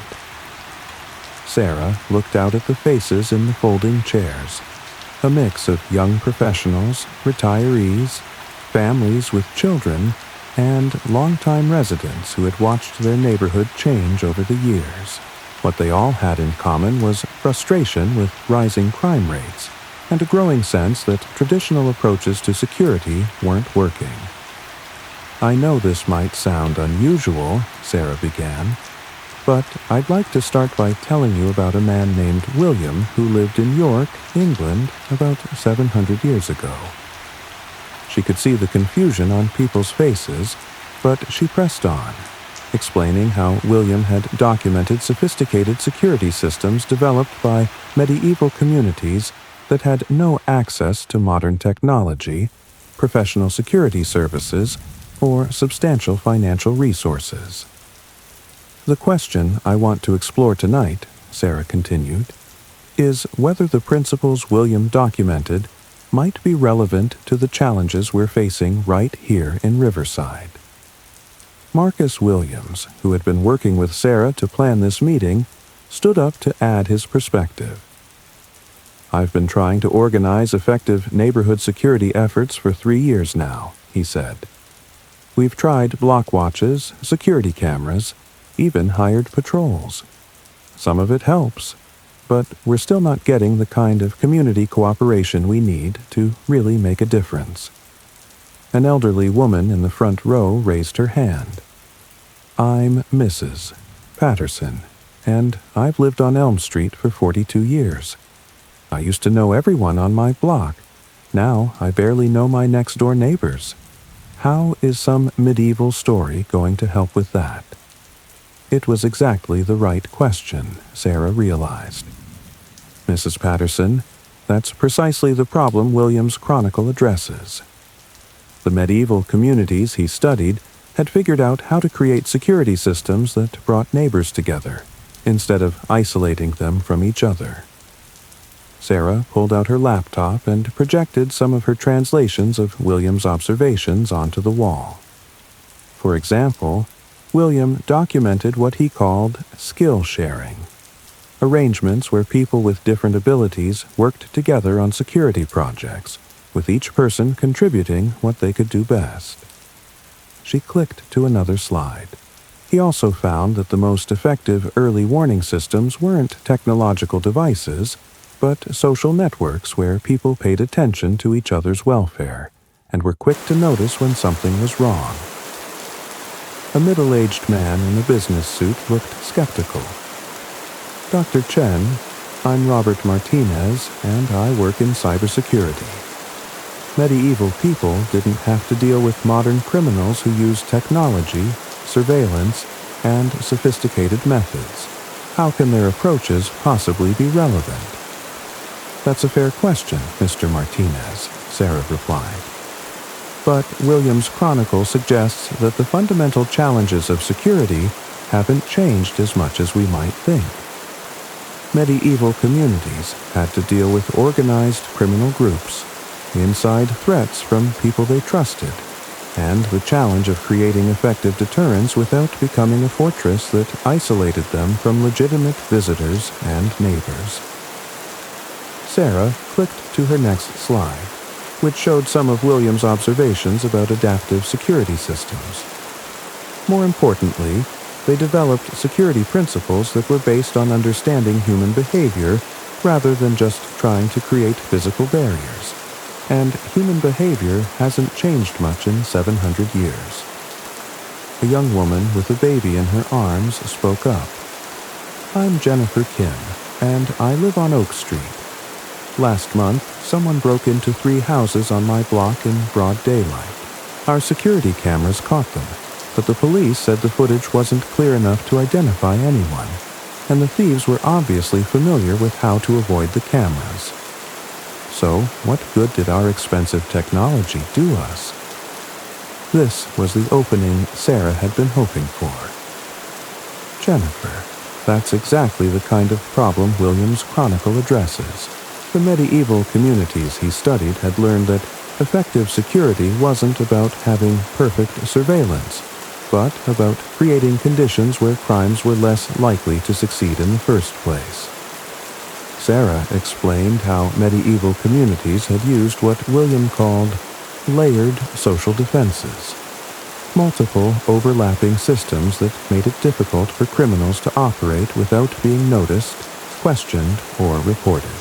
The key insight, Sarah continued, was that these systems worked not because they caught every criminal, but because they made criminal activity so inconvenient and risky that most potential criminals decided to try somewhere else. Marcus Williams stood up again. "So, what exactly are you proposing we try?" Sarah took a deep breath. This was the moment when her theoretical research would either translate into practical action or reveal itself to be nothing more than academic curiosity. "I'm proposing that we run a 3-month experiment," she said. "We'll select one block, volunteers only, and try to implement some of the community security principles William documented, adapted for modern circumstances." She clicked to her final slide, which outlined the basic elements of what she was calling the medieval community security model. 1. Skill-sharing networks. Residents would identify their particular abilities and work out arrangements to help each other with security-related projects, creating bonds of mutual obligation and shared knowledge. 2. Adaptive early warning systems. Instead of relying primarily on technological surveillance, residents would develop human observation networks based on understanding normal patterns of activity in their neighborhood. 3. Community integration protocols. New residents, visitors, and service providers would be integrated into the community's informal security network through introduction systems and shared activities. 4. Collective problem-solving mechanisms. Security challenges would be addressed through community discussion and cooperative action rather than individual responses. 5. Mutual aid systems. Residents would create networks of reciprocal assistance that gave everyone a stake in the community's welfare and security. The room was quiet for a long moment. Then Mrs. Patterson spoke up. "Dr. Chen, this sounds like how my neighborhood worked when I was young. People knew each other, looked out for each other, helped each other with problems. Are you saying we can get back to that?" "I think we can," Sarah replied, "but it would require people to think about security as something we create together, rather than something we buy individually." Jennifer Kim raised her hand. "I'd be willing to try this on my block. We've spent thousands of dollars on security systems that aren't working. Maybe it's time to try something different." Over the next hour, Sarah found herself facilitating the most engaged discussion about neighborhood security she had ever witnessed. People were sharing stories about times when neighbors had helped them, expressing frustrations with current security approaches, and beginning to envision how medieval principles might work in their modern context. By the end of the meeting, 12 households on Oak Street had volunteered to participate in the 3-month experiment, with several other residents agreeing to serve as observers and advisors. 2 weeks later, Sarah stood on Oak Street with her notebook, watching the first practical implementation of medieval security principles in a modern urban environment. The transformation had already begun, and it was both more dramatic and more subtle than Sarah had expected.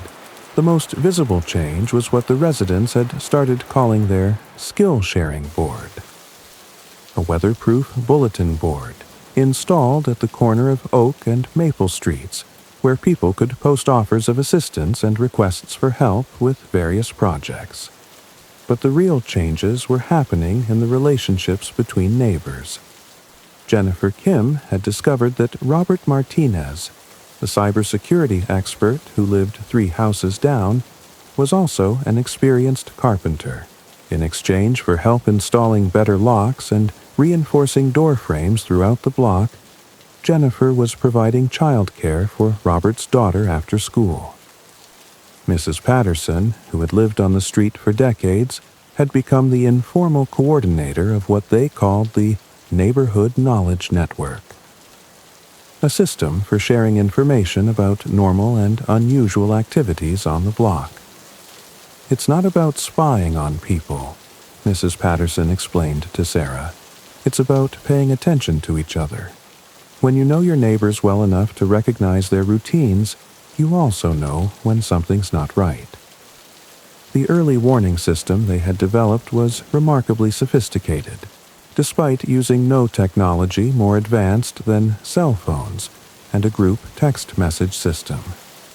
Each household had identified the times when someone was usually home and available to respond to alerts. They had mapped out sight lines and identified the best observation points for monitoring street activity.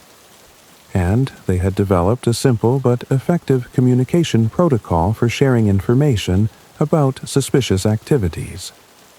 More importantly, they had created what Sarah recognized as a modern version of William's economy of favors, a network of mutual obligations that gave everyone a stake in the community's security. The results were already impressive. In the 6 weeks since the experiment began, there had been no successful break-ins on Oak Street, despite continued criminal activity in surrounding areas. More significantly, residents reported feeling safer and more connected to their neighbors than they had in years. But the real test came on a Tuesday afternoon in the 7th week of the experiment. Sarah was conducting her weekly check-in with participants when Jennifer Kim's phone buzzed with a text message from the neighborhood alert system.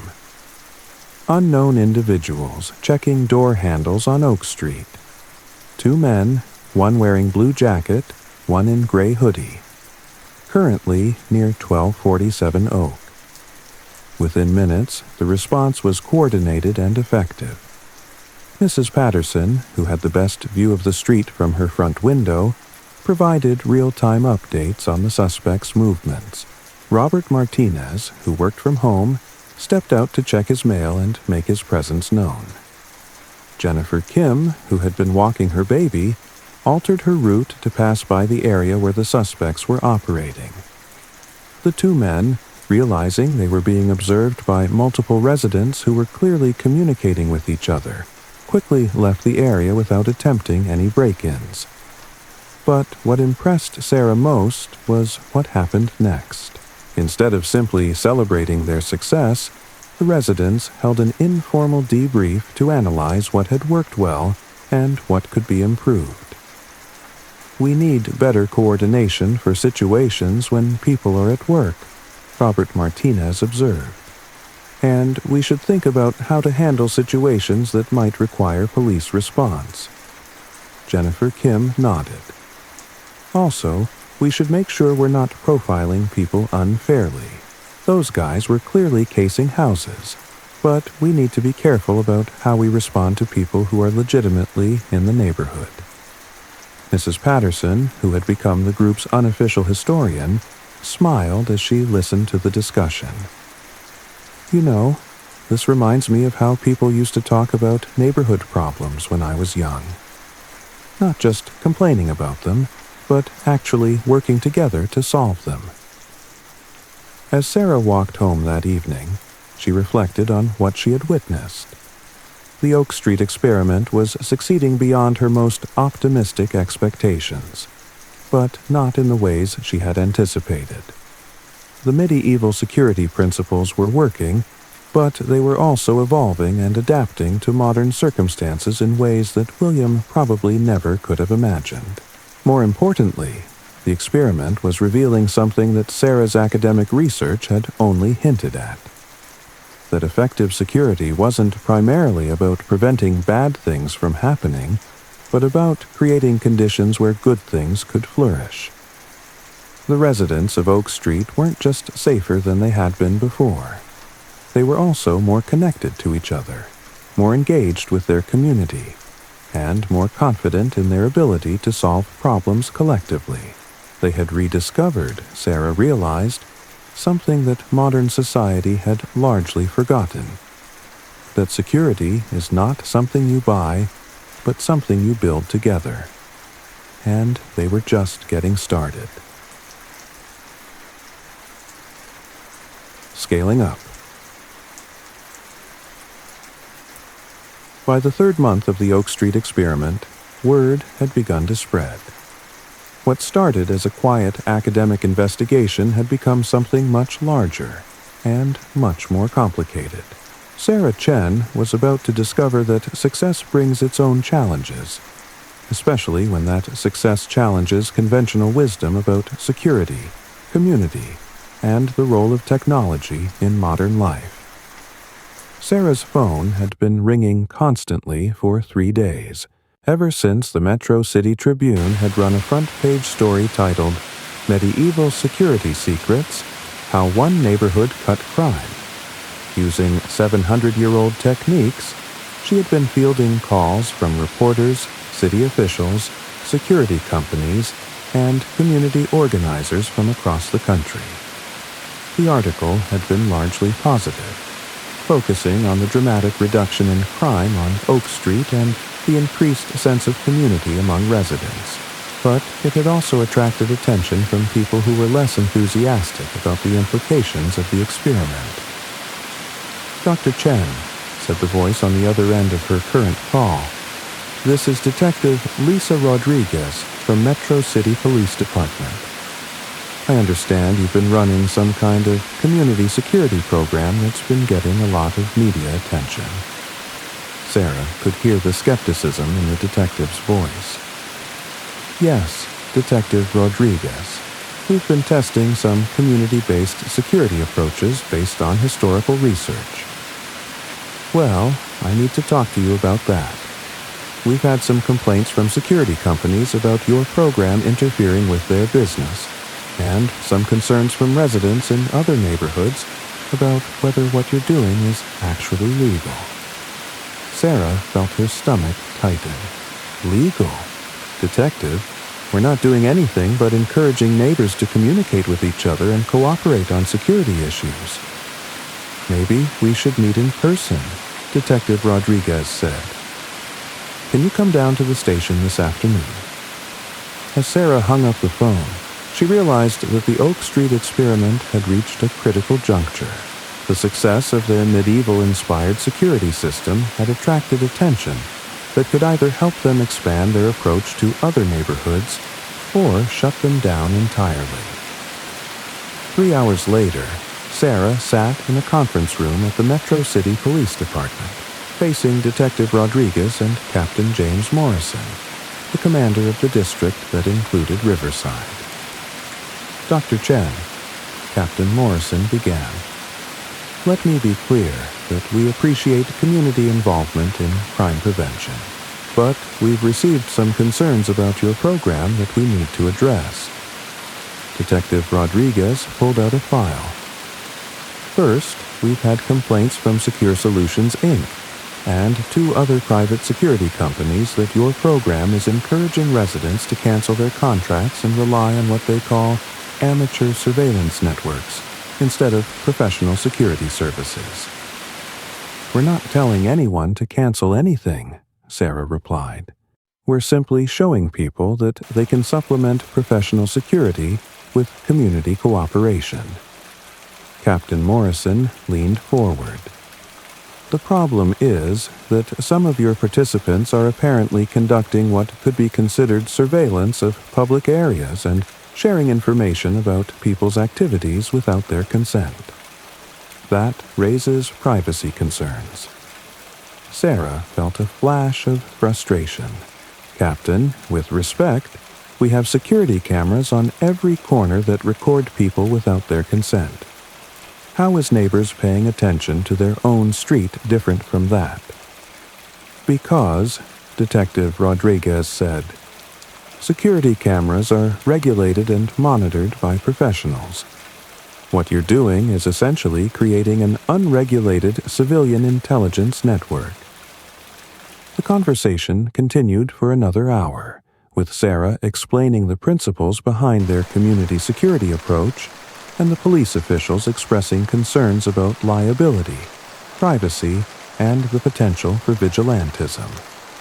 Finally, Captain Morrison made his position clear. Dr. Chen, we're not going to shut down your program, but we need you to work with us to establish some guidelines and oversight, and we need to address the concerns that have been raised about expansion to other neighborhoods. As Sarah left the police station, she realized that the Oak Street experiment had succeeded too well. Their medieval-inspired security system worked so effectively that it was threatening established interests and raising questions about the role of professional security services in modern communities. But the challenges were just beginning. The next morning, Sarah arrived at her office to find Dr. Michael Harrison, the university's vice president for research, waiting for her with a concerned expression. Sarah, we need to talk about this community security project of yours, Dr. Harrison said. I've been getting calls from some very unhappy people. Sarah sat down across from her supervisor, preparing for another difficult conversation. The university has received a formal complaint from the Private Security Industry Association, Dr. Harrison continued. They're claiming that your research is being used to undermine legitimate businesses, and that you're promoting approaches that could put people at risk. Michael, the data clearly shows that the communities using our approach have lower crime rates and higher resident satisfaction than comparable neighborhoods using traditional security measures, Sarah replied. Dr. Harrison held up his hand. I'm not questioning your research, Sarah, but I am concerned about the university's liability if something goes wrong. What happens if someone gets hurt while participating in one of these community security networks? What if your approach fails to prevent a serious crime? It was a fair question, and one that Sarah had been grappling with herself. The medieval communities William had documented lived in a very different legal and social environment than modern urban neighborhoods. I understand the concerns, Sarah said, but we're not asking people to take any risks they wouldn't normally take as residents of their own neighborhoods. We're just encouraging them to communicate and cooperate more effectively. Dr. Harrison looked skeptical. Sarah, I've read some of the media coverage of your project. You're being portrayed as someone who's discovered revolutionary security techniques that make professional security services obsolete. That's a very strong claim, and it's attracting a lot of attention from people who have a financial stake in the current security industry. Over the next week, Sarah found herself caught between growing enthusiasm for the community security approach and increasing pressure from institutions that saw it as a threat to established ways of doing business. The enthusiasm was real and widespread. She had received emails from community organizers in 12 different cities asking for help implementing similar programs. 3 academic researchers had contacted her about collaborating on expanded studies. And, most importantly, residents from 6 other neighborhoods in Metro City had approached Marcus Williams about starting their own experiments. But the resistance was also intensifying. The Private Security Industry Association had hired a public relations firm to promote stories about the risks of amateur security networks. 2 city council members had called for hearings on the regulation of civilian surveillance activities. And Sarah had received a letter from a law firm representing several security companies, warning her about potential legal action if her research continued to interfere with legitimate business operations. The turning point came during a community meeting in Riverside that was supposed to be about expanding the Oak Street experiment to other blocks.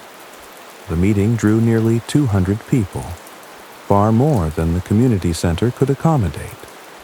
But it also drew protesters from the Security Workers Union, who were concerned that community-based security approaches would eliminate jobs in the professional security industry. These so-called medieval security programs are just a way to get people to do security work for free, shouted Union Representative David Kim. Professional security guards are trained, licensed, and accountable. Neighbors watching neighbors is just vigilantism with a fancy academic name. Sarah found herself defending not just her research, but the fundamental principle that communities had the right to organize themselves for mutual protection and support. "Mr. Kim," Sarah replied, "we're not trying to eliminate professional security services.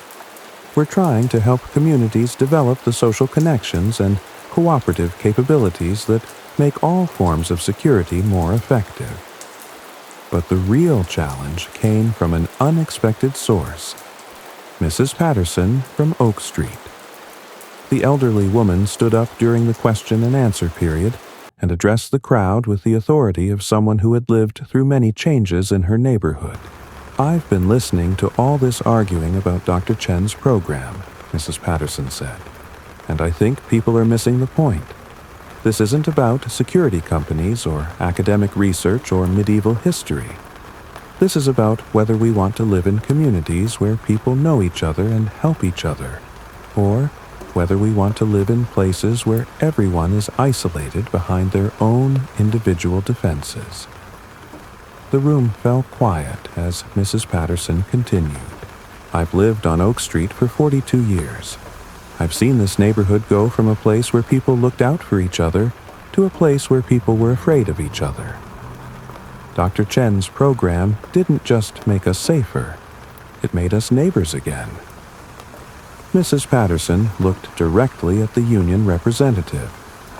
"Mr. Kim, I'm not against professional security guards, but I am against the idea that we have to choose between professional help and community cooperation. The best security system is one where both work together." The applause that followed Mrs. Patterson's comments was sustained and enthusiastic. But Sarah realized that the elderly woman had articulated something important that she herself had been struggling to express.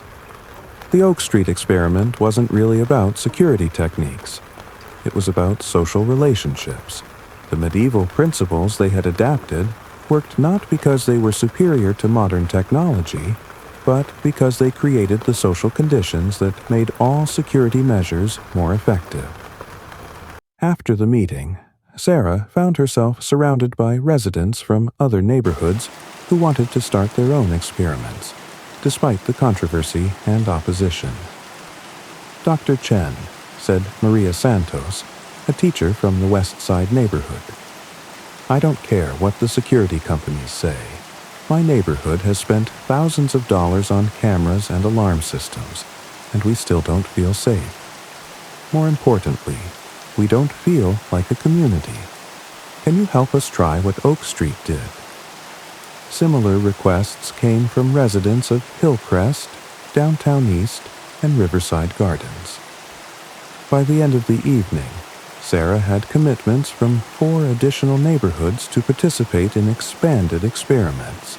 But she also realized that scaling up would require addressing the legitimate concerns that had been raised about oversight, accountability, and integration with existing security systems. That night, Sarah sat in her apartment with William's Chronicle open beside her laptop, working on a proposal that would address the challenges of expanding community security programs while maintaining their effectiveness and community-building benefits. She was beginning to understand that William's medieval communities had faced similar challenges when their security innovations had attracted attention from authorities who were suspicious of grassroots organization and concerned about threats to established power structures. But William's Chronicle also suggested that the most successful community security systems were those that found ways to work with rather than against existing institutions, while maintaining their core principles of cooperation, mutual aid, and shared responsibility. The question was whether modern institutions would be flexible enough to accommodate approaches that challenged conventional wisdom about the relationship between security, technology, and community. As Sarah worked late into the night, she realized that the Oak Street experiment had succeeded in ways she had never anticipated. It had not only reduced crime and increased community cohesion, it had also sparked a broader conversation about what security really meant and how communities could organize themselves to create safety, prosperity, and mutual support in an uncertain world. The medieval principles were proving to be remarkably adaptable to modern circumstances, but their success was also revealing the extent to which modern society had forgotten some fundamental truths about the relationship between individual security and community well-being. Tomorrow, Sarah would begin the complex work of scaling up the community security approach while navigating the political, legal, and economic challenges that success had created. But tonight, as she read William's observations about the challenges medieval communities had faced when their innovations had attracted unwanted attention from authorities, she felt a deep connection across the centuries to someone who had understood that true security was not about building walls, but about building relationships. The past, Sarah realized, was not just informing the future, it was helping to create it. The Adaptation Challenge. 6 months after discovering William's Chronicle, Sarah Chen stood before the Metro City Council, preparing to present a proposal that would either legitimize community-based security programs or effectively end them. The success of the Oak Street experiment had created opportunities she had never imagined, and obstacles she had never anticipated. Now she would discover whether medieval wisdom could navigate the complexities of modern municipal politics. The council chambers were packed with an unusual mix of residents, security industry representatives, police officials, and community activists. Sarah could see Mrs. Patterson and several other Oak Street participants in the front rows, along with representatives from the 4 neighborhoods that had started their own experiments. But she could also see the lobbyists from private security companies, union representatives concerned about job losses, and city officials who were clearly uncomfortable with the attention the community security programs had attracted. Council member Janet Rodriguez called the session to order. Dr. Chen, you've requested permission to expand your community security research program to additional neighborhoods, but we've also received concerns about public safety, liability, and regulatory oversight. Can you help us understand exactly what you're proposing? Sarah had spent weeks preparing for this moment, working with lawyers, community organizers, and policy experts to develop a proposal that would address legitimate concerns while preserving the core principles that made the medieval-inspired security systems effective. Council Member Rodriguez, thank you for this opportunity, Sarah began. What we're proposing is not a replacement for professional security services or law enforcement, but a complement to them, a way for communities to organize themselves more effectively to support and enhance existing security systems. She clicked to her first slide, which showed crime statistics from the 5 neighborhoods that were now participating in community security experiments. The data shows that neighborhoods using community-based security approaches have experienced a 40% reduction in property crimes, a 60% increase in neighbor-to-neighbor communication, and a 75% increase in resident satisfaction with neighborhood safety. Sarah continued. Council Member David Park raised his hand. Dr. Chen, those are impressive numbers, but we've received complaints that your programs encourage residents to conduct surveillance activities that may violate privacy rights and create liability issues for the city. This was the challenge Sarah had been preparing for. Council Member Park, that's exactly why we're here today. We want to work with the city to establish clear guidelines and oversight mechanisms that protect privacy rights while allowing communities to organize for mutual security and support. Sarah explained the detailed protocols they had developed for information sharing, privacy protection, and coordination with law enforcement. The key innovation was what they called structured community awareness, a system that encouraged residents to pay attention to their neighborhoods while establishing clear boundaries about what information could be collected and shared. Council Member Maria Santos looked skeptical. Dr. Chen, I represent a district that includes several low-income neighborhoods where residents have complicated relationships with law enforcement. How do we ensure that these community security programs don't become tools for increased surveillance of vulnerable populations?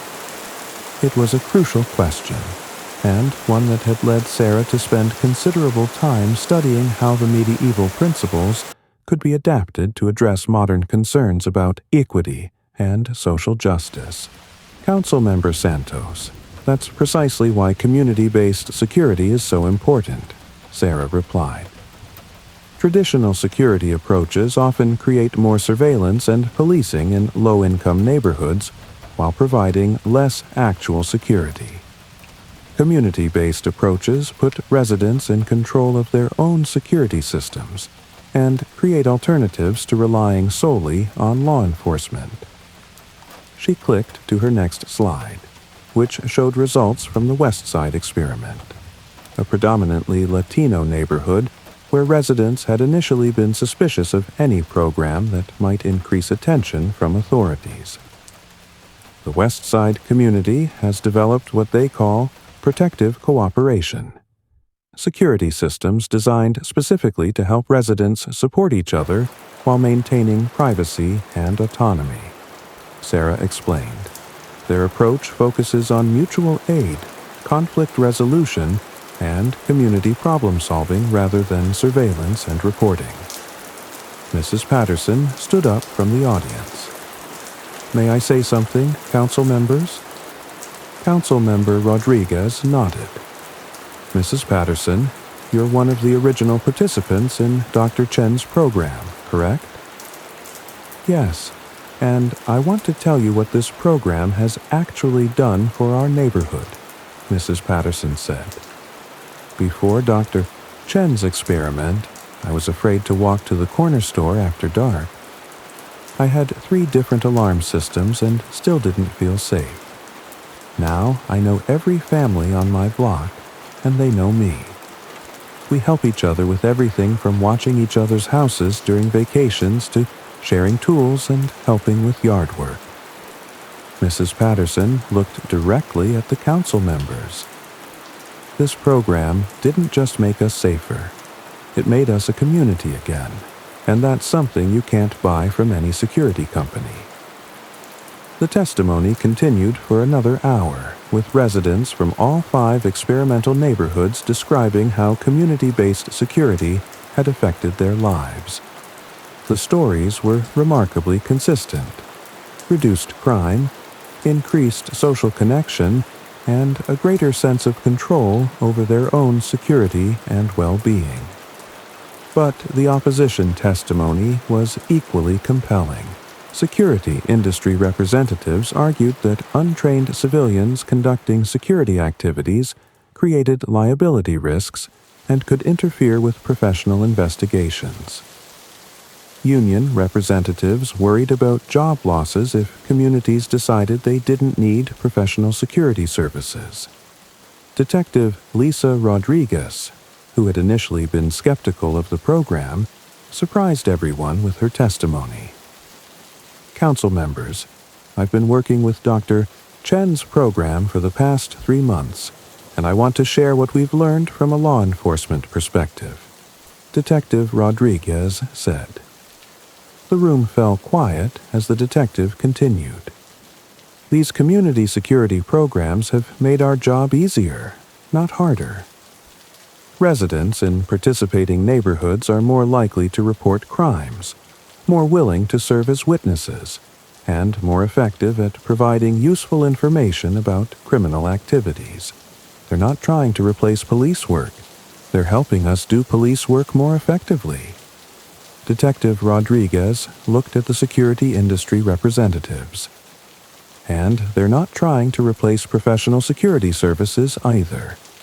What they're doing is creating the social conditions that make all security measures more effective. The detective's endorsement was unexpected and powerful, but Sarah realized that the real test would come when the council members asked about the practical details of regulation and oversight. Council member Rodriguez got to the heart of the matter. Dr. Chen, if we approve your proposal, how do we ensure that these programs remain focused on community building, rather than becoming vigilante organizations or neighborhood surveillance networks?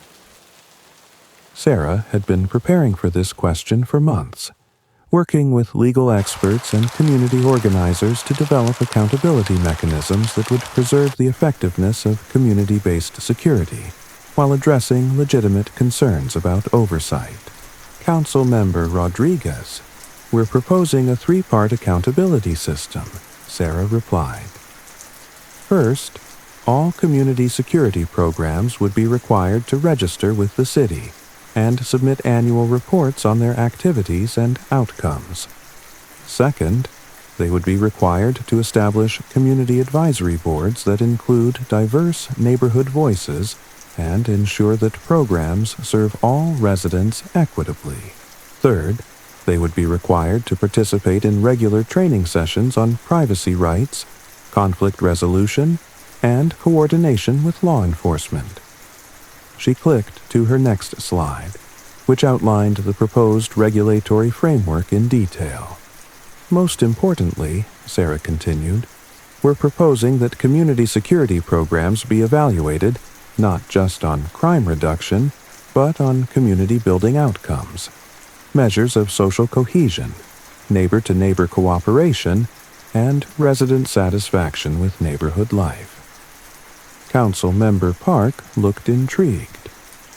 Dr. Chen, you're essentially proposing to regulate community organizing. How do we ensure that regulation doesn't destroy the organic, grassroots nature that seems to make these programs effective? It was the most sophisticated question Sarah had heard, and it got to the heart of the challenge she had been grappling with for months. Council Member Park, that's exactly the balance we're trying to strike, Sarah replied. The medieval communities that inspired our approach were successful because they developed their own systems organically, based on their specific needs and circumstances. But they were also successful because they found ways to work with rather than against existing authorities and institutions. Core. Sarah explained how the proposed regulatory framework was designed to provide support and resources for community organizing, while establishing minimal necessary oversight to address legitimate concerns about accountability and equity. The council deliberated for 30 minutes before returning with their decision. Council member Rodriguez announced the result. Dr. Chen, the council has voted to approve a 1-year pilot program for community-based security initiatives, subject to the regulatory framework you've proposed and quarterly reviews of program outcomes. The audience erupted in applause, but Councilmember Rodriguez wasn't finished. However, she continued, we're also establishing a Community Security Advisory Board that will include representatives from law enforcement, the security industry, community organizations, and participating neighborhoods. This board will be responsible for ongoing oversight and evaluation of the program. As Sarah left the council chambers, she realized that the political process had actually improved her original proposal. The requirement for diverse community advisory boards would help ensure that community security programs served all residents equitably. The partnership with law enforcement would provide resources and expertise that grassroots organizations couldn't access on their own. And the inclusion of security industry representatives would create opportunities for collaboration rather than competition. But the real test would come in the implementation. Over the next 3 months, Sarah found herself working with 12 different neighborhoods to adapt medieval security principles to a remarkable variety of modern urban contexts. The Hillcrest experiment focused on what they called intergenerational security cooperation, a system that paired elderly residents who were home during the day with working parents who needed help monitoring their children's after-school activities. The Downtown East program developed business-residential security partnerships, arrangements between apartment residents and local shop owners to share information and resources for mutual protection. The Riverside Gardens community created multicultural security networks, systems that bridged language and cultural differences to create effective cooperation among residents from different ethnic and linguistic backgrounds. Each neighborhood adapted the basic medieval principles: skill sharing, adaptive early warning systems, community integration protocols, collective problem solving, and mutual aid, to their specific circumstances and needs. But they all discovered the same fundamental truth that William had documented 700 years earlier: that effective security was not about building walls or installing surveillance systems, but about creating social relationships that made communities resilient, adaptive, and mutually supportive. The results were consistently impressive. Crime rates dropped in all participating neighborhoods. Resident satisfaction increased, and perhaps, most importantly, people began to report that they felt like they lived in communities, rather than just collections of individual households.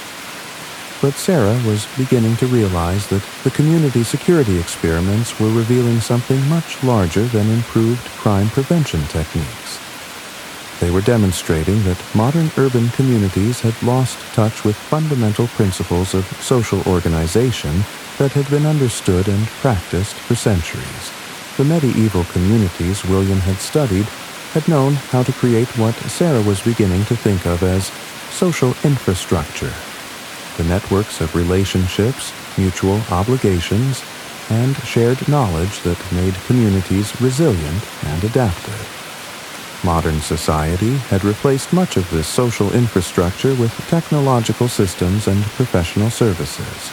But the community security experiments suggested that technology and professional services worked best when they were embedded in strong social networks, rather than serving as substitutes for them.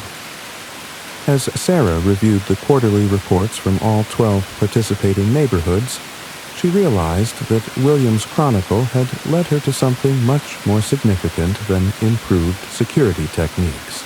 It had led her to a rediscovery of principles for building communities that were not just safer, but more prosperous, more equitable, and more resilient in the face of all kinds of challenges. The medieval past, Sarah realized, was not just informing the present. It was helping to create a different kind of future.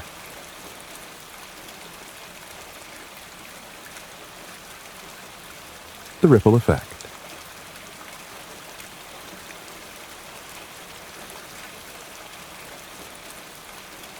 One year after discovering William's Chronicle, Sarah Chen stood in her university office surrounded by research data that told a story she had never expected to write. What had begun as an experiment in medieval security techniques had evolved into something much more profound. A rediscovery of how communities could organize themselves to address not just crime, but the full spectrum of challenges facing modern urban life. The phone call that changed everything came from Dr. Elena Vasquez, the Director of Public Health for Metro City.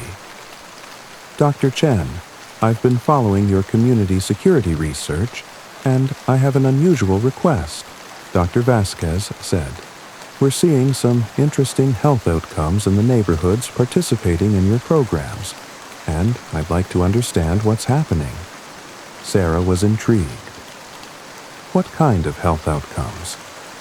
Well, emergency room visits are down 25% in participating neighborhoods. Mental health indicators are improving, and we're seeing increased participation in preventive health programs. It's as if your security programs are having broader health effects. As Sarah hung up the phone, she realized that the community organizing principles they had adapted from William's Chronicle were creating changes that went far beyond crime reduction. Over the next week, Sarah conducted interviews with residents from all 12 participating neighborhoods, asking specifically about changes in their lives that weren't directly related to security. The stories she heard revealed a pattern that was both surprising and, in retrospect, entirely logical. In Hillcrest, the intergenerational security cooperation had evolved into what residents called neighborhood family networks. Elderly residents weren't just helping to monitor children's after-school activities. They were providing tutoring, mentoring, and informal childcare that was allowing working parents to advance in their careers while ensuring that children had consistent adult support. Mrs. Chen helps my daughter with her math homework every day after school, explained Maria Santos, a single mother who worked as a nurse. But it's not just about homework. My daughter has a grandmother figure now, and I have someone I can count on when I need help. It's changed both of our lives. The economic effects were equally significant. The skill-sharing networks that had been created for security purposes were being used for all kinds of mutual aid and economic cooperation. In downtown East, residents had discovered that the business-residential partnerships created for security were also creating opportunities for local economic development. When we started working with the shop owners on security issues, we learned about each other's needs and capabilities, explained Robert Martinez, who had become the informal coordinator of the Downtown East program. Now we have a local hiring network, a tool-sharing cooperative, and 3 new small businesses that were started by residents with help from local merchants. The tool-sharing cooperative was particularly interesting to Sarah. Residents had realized that they collectively owned enough tools, equipment, and expertise to handle most home maintenance and improvement projects without hiring outside contractors. This had not only saved money, but had created opportunities for skill development and relationship building. But the most profound changes were in what sociologists call social capital. The networks of relationships, trust, and mutual obligation that enable communities to function effectively. In Riverside Gardens, the multicultural security networks had evolved into comprehensive community integration systems that were helping new immigrants, elderly residents, and families with young children connect with resources and opportunities throughout the city. Before the security program, I knew maybe 3 families in my building, said Fatima Al-Hassan, a recent immigrant from Syria. Now I know everyone in my building and most of the people on my block.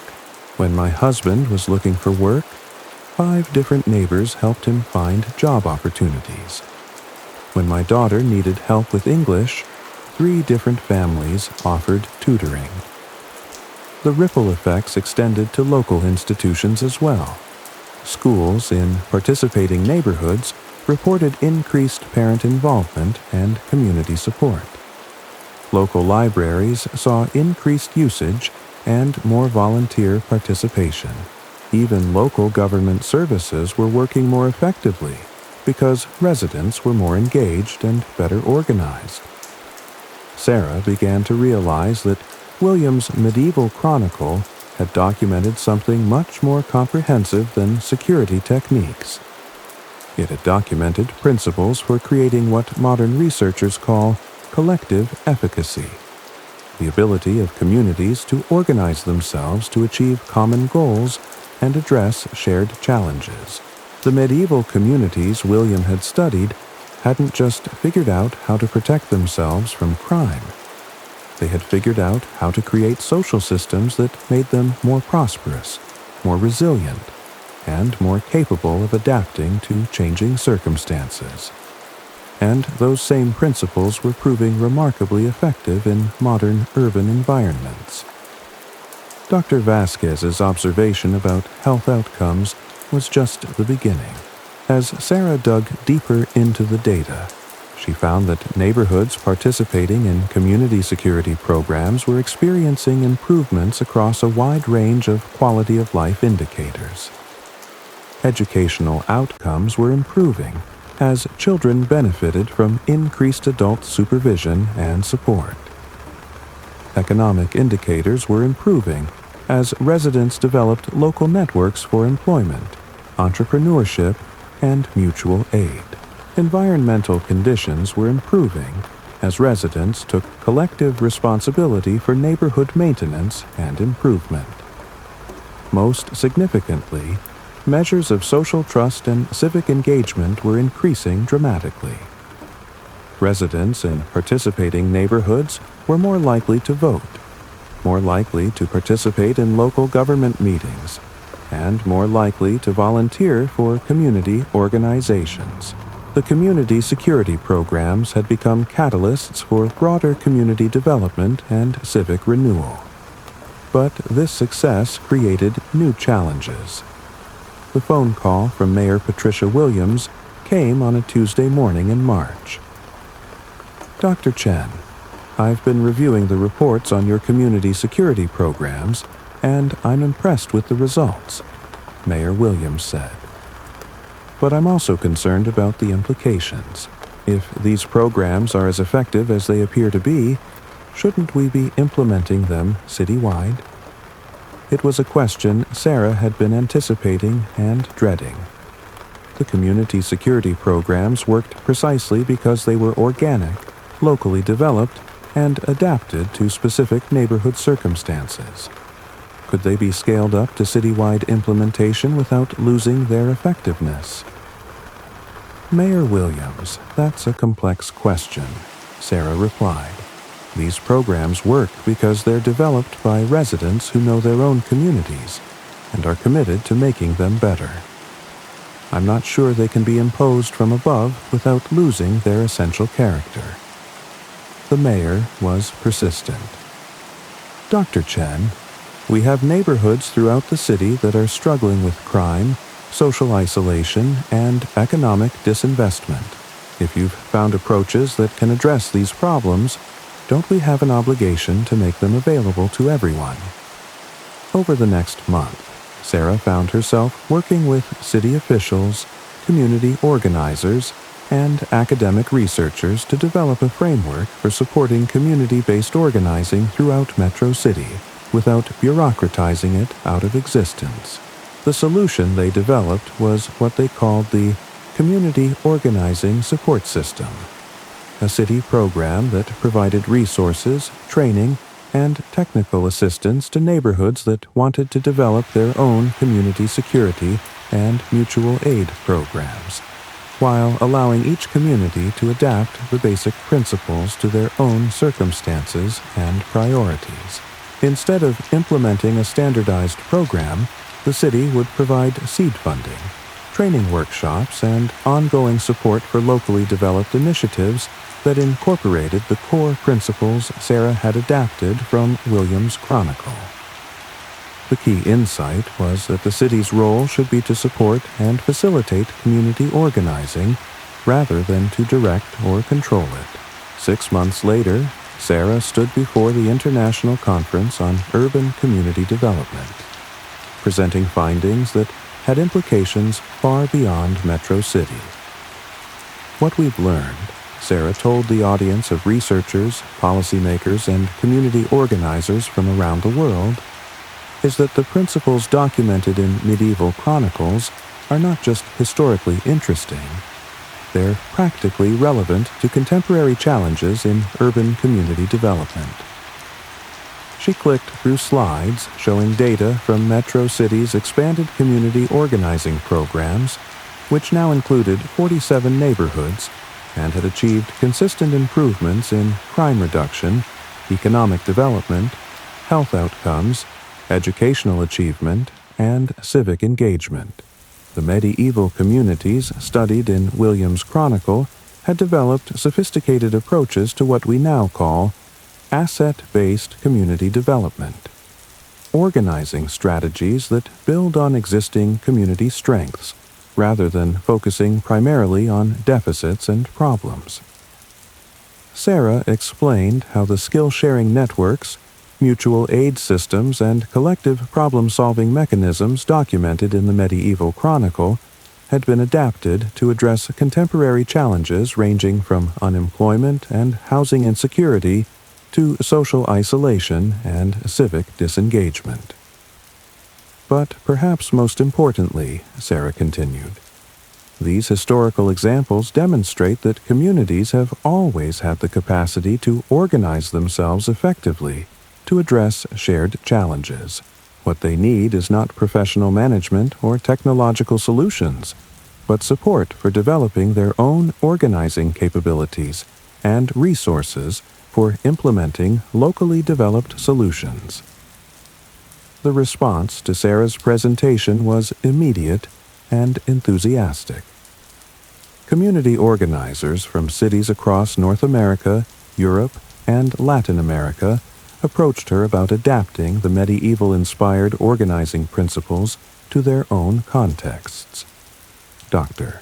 James Mitchell from the University of Toronto was particularly interested in the implications for rural communities facing economic decline and social isolation.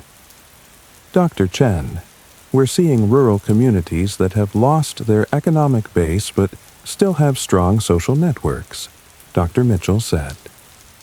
Could these medieval organizing principles help them develop new economic opportunities based on their existing social capital? Dr. Anna Kowalski from Warsaw was interested in applications to post-socialist urban communities that were struggling to develop civil society institutions. In Poland, we have neighborhoods where people are suspicious of both government programs and market-based solutions, Dr. Kowalski explained. But they might be willing to organize themselves using principles that have historical legitimacy and proven effectiveness. As Sarah fielded questions and requests for collaboration, she realized that Williams' 700-year-old chronicle had become the foundation for a new approach to community development that was spreading far beyond its origins in neighborhood security programs. But the most meaningful response came from Mrs. Patterson, who had traveled to the conference to share her perspective as a community participant rather than an academic researcher. Dr.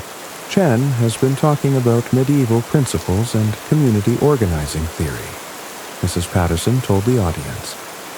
But I want to tell you what this really means for people like me. The conference hall fell quiet as the elderly woman continued. 3 years ago, I was afraid to leave my house after dark. I didn't know my neighbors, and they didn't know me. I had spent thousands of dollars on security systems, but I still didn't feel safe or connected to my community. Mrs. Patterson looked out at the audience of researchers and policymakers. Today, I live in a neighborhood where people know each other, help each other, and solve problems together. We're not just safer, we're happier, healthier, and more prosperous. And we did it ourselves, using principles that people figured out 700 years ago. She paused for a moment. The thing about these medieval principles is that they're not really about the past. They're about remembering things we never should have forgotten. That communities are stronger when people work together. That security comes from relationships rather than technology. And that ordinary people have the wisdom and capability to solve their own problems if they're given the support and resources they need. As Mrs. Patterson returned to her seat, Sarah realized that the elderly woman had articulated something that all of her academic research had been pointing toward, but had never quite captured. The rediscovery of medieval community organizing principles wasn't really about applying historical techniques to contemporary problems. It was about remembering fundamental truths about human social organization that modern society had obscured but never eliminated. Communities had always had the capacity to organize themselves effectively for mutual support, collective security, and shared prosperity. What they needed was not new technologies or professional management, but support for rediscovering and adapting organizing principles that had been developed and refined over centuries of human experience. William's chronicle had been a window into that accumulated wisdom, but the real discovery was that the wisdom was still there, waiting to be rediscovered and applied to the challenges of contemporary urban life. As Sarah packed up her presentation materials, she thought about the journey that had brought her from a frustrated academic researcher to someone who was helping communities around the world rediscover their own organizing capabilities. It had all started with a 700-year-old manuscript and a simple question about whether medieval communities might have developed security approaches that were relevant to modern urban neighborhoods. But it had led to something much more profound, a rediscovery of principles for building communities that were not just safer, but more prosperous, more equitable, more resilient, and more capable of adapting to whatever challenges the future might bring. The past, Sarah realized as she looked out at the conference participants who were already planning to take these ideas back to their own communities, had indeed become the future. The future of the past. 2 years after discovering William's chronicle, Sarah Chen stood in the archives of the University of York in England, holding the original medieval manuscript that had started her journey. She had come full circle, from a frustrated academic researcher to an internationally recognized expert on community organizing, and now back to the source that had made it all possible. But this time, she wasn't alone. With her were 12 community organizers from 6 different countries, all of whom had successfully adapted medieval organizing principles to contemporary challenges in their own communities. They had come to York not just to see the original chronicle, but to participate in what Sarah had begun calling historical learning exchanges. opportunities for modern community organizers to study historical examples of successful community organizing and adapt those lessons to current circumstances. Mrs. Patterson was there, of course, representing the Oak Street experiment that had started everything. But she was joined by Maria Santos from Hillcrest, who had used medieval mutual aid principles to create a network of immigrant support services that now served 3 different neighborhoods in Metro City. Also present was Dr. James Mitchell from Toronto, who had adapted the medieval organizing principles to help rural communities in Ontario develop cooperative economic enterprises based on local skills and resources. Dr. Anna Kowalski had come from Warsaw, where she had helped post-socialist urban communities use historical organizing principles to develop civil society institutions that were independent of both government control and market pressures. From São Paulo came Carlos Rodrigues, a community organizer who had used medieval security principles to help favela residents create safety networks that reduced violence while building economic opportunities. And from Lagos, Dr. Amina Okafor had traveled to share how she had adapted medieval community integration protocols to help rapidly growing urban neighborhoods manage the challenges of population growth and cultural diversity. As they examined William's original chronicle, Sarah reflected on the remarkable journey that had brought them all together. The community security experiments in Metro City had been just the beginning. Over the past 2 years, variations of the medieval-inspired organizing principles had been implemented in over 200 communities across 4 continents. The results had been consistently impressive, but also remarkably diverse. Each community had adapted the basic principles: skill sharing, adaptive early warning systems, community integration protocols, collective problem-solving mechanisms, and mutual aid systems to their own specific circumstances and challenges. In rural Ontario, Dr. Mitchell's communities had used skill-sharing networks to develop cooperative enterprises that processed local agricultural products and provided employment for residents who had been displaced by economic changes in traditional industries. In post-socialist Warsaw, Dr. Kowalski's neighborhoods had used community integration protocols to welcome new residents and create social networks that bridged generational and economic differences. In São Paulo's favelas, Carlos Rodrigues had helped residents adapt medieval early warning systems to create safety networks that reduced violence while providing alternatives to both police intervention and criminal control. In rapidly growing Lagos, Dr. Amina Okafor had used medieval community organizing principles to help new urban residents create social infrastructure that provided mutual support while preserving cultural traditions.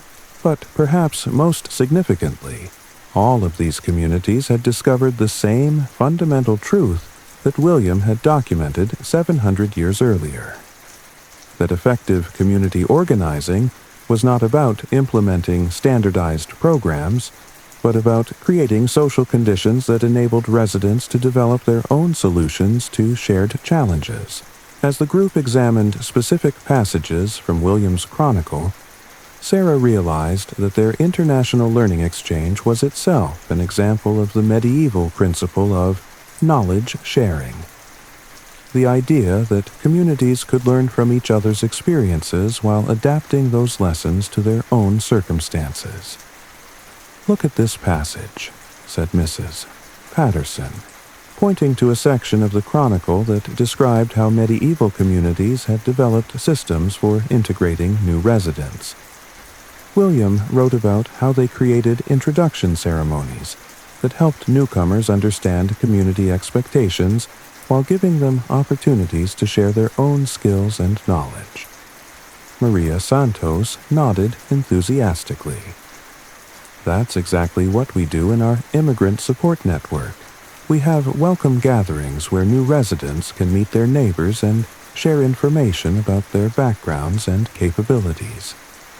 It helps people feel connected to the community while giving everyone a chance to learn about resources and opportunities they might not have known about otherwise. Dr. Okafor looked up from another section of the Chronicle. William also wrote about how medieval communities handled conflicts between different groups with different cultural practices. They developed what he called negotiated cooperation, systems for finding common ground while respecting differences. We've had to develop similar approaches in Lagos, Dr. Okafor continued.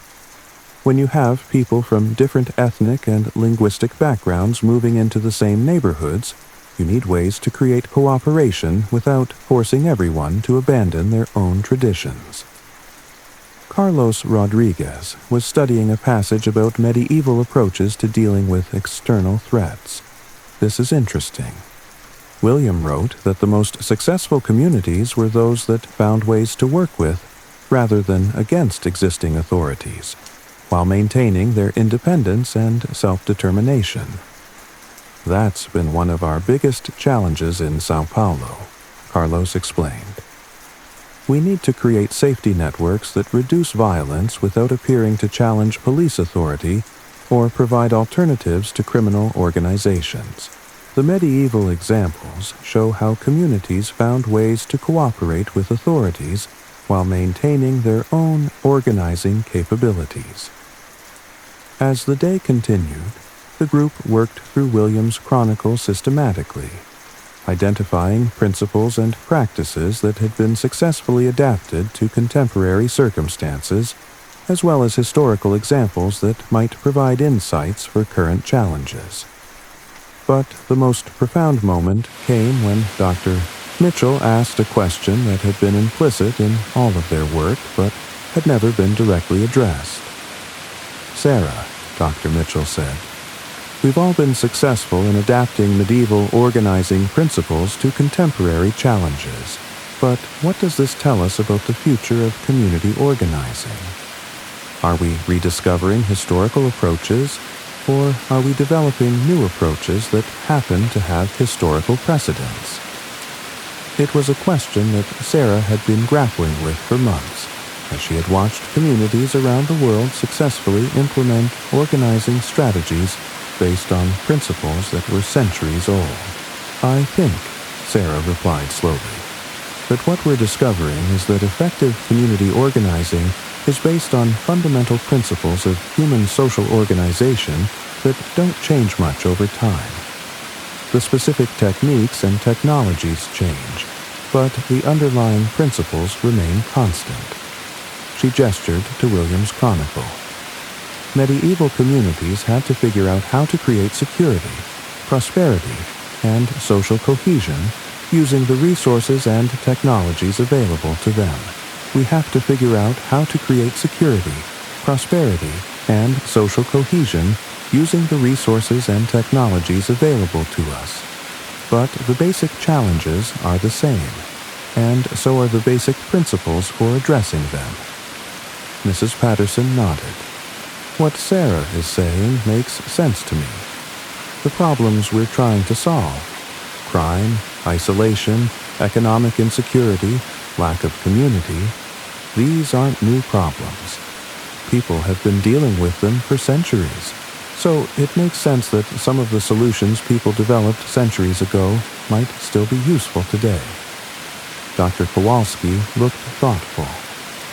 "But I think there's something more here. What we're really rediscovering is that communities have always had the capacity to organize themselves effectively. Modern society has created institutions, government agencies, professional services, technological systems that have taken over many functions that communities use to perform for themselves. Those institutions aren't necessarily bad," Dr. Kowalski continued, "but they work best when they support and enhance community organizing capabilities rather than replacing them." The medieval examples show us what communities can accomplish when they have the autonomy and resources to organize themselves. Carlos Rodriguez added his perspective from working in contexts where formal institutions were often ineffective or absent. In the favelas, we don't have the luxury of relying on government services or professional security companies. We have to create our own systems for safety, economic opportunity, and social support. The medieval principles work for us because they're designed for communities that have to rely primarily on their own resources and capabilities. Dr. Okafor nodded. And, in rapidly growing cities like Lagos, formal institutions can't keep up with the pace of change. Communities have to organize themselves to address immediate needs, while formal systems are still being developed. Historical examples show us that this kind of self-organization can be highly effective if it's based on sound principles. As the group continued their discussion, Sarah realized that their international learning exchange was revealing something important about the future of community organizing in the 21st century. The challenges facing urban communities: crime, economic insecurity, social isolation, environmental degradation, political disengagement, were global in scope but local in impact. They required solutions that were both technically sophisticated and socially grounded, both innovative and rooted in proven principles. The medieval organizing principles they had been adapting provided a framework for developing solutions that met these criteria. They were sophisticated enough to address complex contemporary challenges, but simple enough to be implemented by ordinary residents using locally available resources. They were innovative in their applications to modern contexts, but rooted in centuries of practical experience. Most importantly, they put communities in control of their own development, while providing frameworks for cooperation with external institutions and resources. As the day ended, the group made plans for continuing their collaboration. They would establish an international network for sharing experiences and resources. They would develop training materials that could help other communities adapt historical organizing principles to contemporary challenges. And they would continue to study historical examples of successful community organizing to identify additional insights that might be relevant to current circumstances. But as Sarah walked through the medieval streets of York that evening, she reflected on the deeper significance of what they had accomplished. 2 years earlier, she had been a frustrated academic researcher studying historical documents that seemed to have little relevance to contemporary life. Today, she was part of an international movement that was helping communities around the world rediscover their own organizing capabilities and develop solutions to some of the most pressing challenges of the 21st century. The transformation had been possible because William's chronicle had provided a bridge between past and present, showing how principles developed centuries ago could be adapted to contemporary circumstances. But the real discovery was not that medieval organizing techniques were superior to modern approaches. The real discovery was that communities had always had the capacity to organize themselves effectively, and that this capacity remained as relevant and powerful today as it had been 700 years ago. Modern society had developed remarkable technologies and institutions, but it had also created conditions that made it difficult for communities to organize themselves for mutual support and collective action. The rediscovery of historical organizing principles was helping communities overcome these obstacles and reclaim their own capabilities for creating security, prosperity, and social cohesion. As Sarah returned to her hotel, she thought about the future of the movement they had started. Communities around the world were discovering that they didn't have to wait for government programs or market solutions to address their challenges. They could organize themselves using principles that had been tested and refined over centuries of human experience.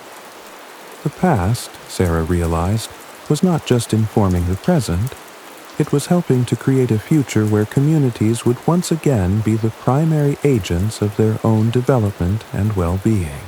William's Chronicle had been a window into that possibility.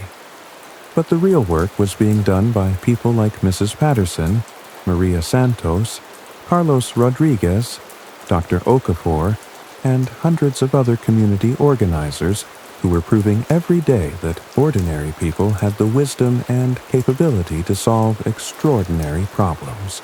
The rediscovered chronicles were not just historical documents, they were blueprints for a different kind of future.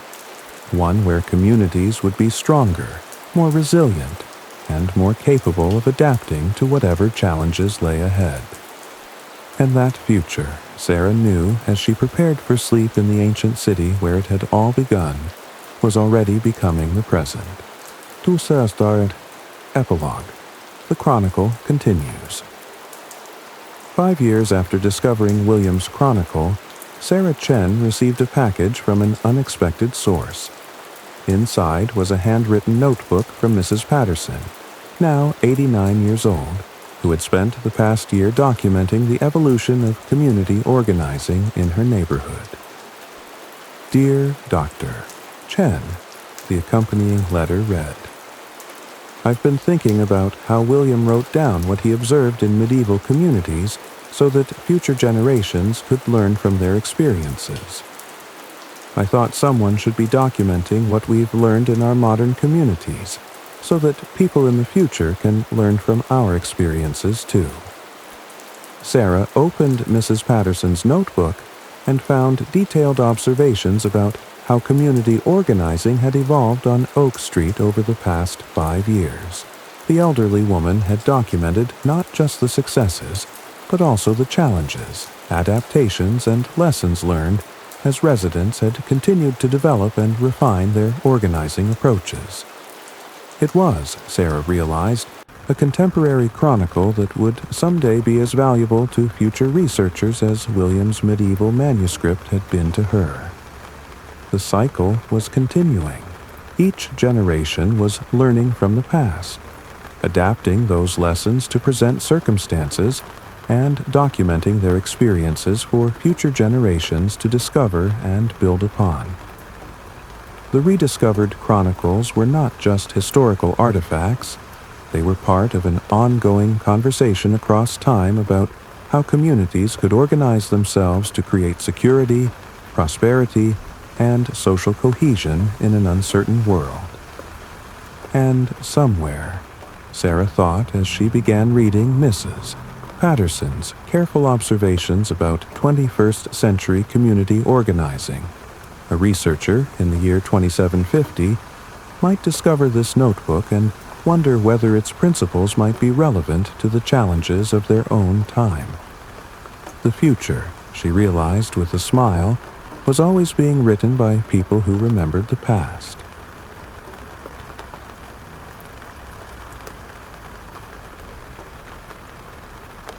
The global movement. 10 years after the discovery of William's Chronicle, Sarah Chen stood before the United Nations Human Settlements Program in Nairobi, addressing the World Urban Forum on a topic that would have seemed impossible a decade earlier. Medieval wisdom for 21st century cities, how historical community organizing principles are transforming urban development. The audience of 3,000 urban planners, policymakers, and community organizers from 120 countries represented the global reach that the movement had achieved. What had started as a small experiment on Oak Street in Metro City had become an international phenomenon that was reshaping approaches to urban development, community resilience, and social innovation worldwide.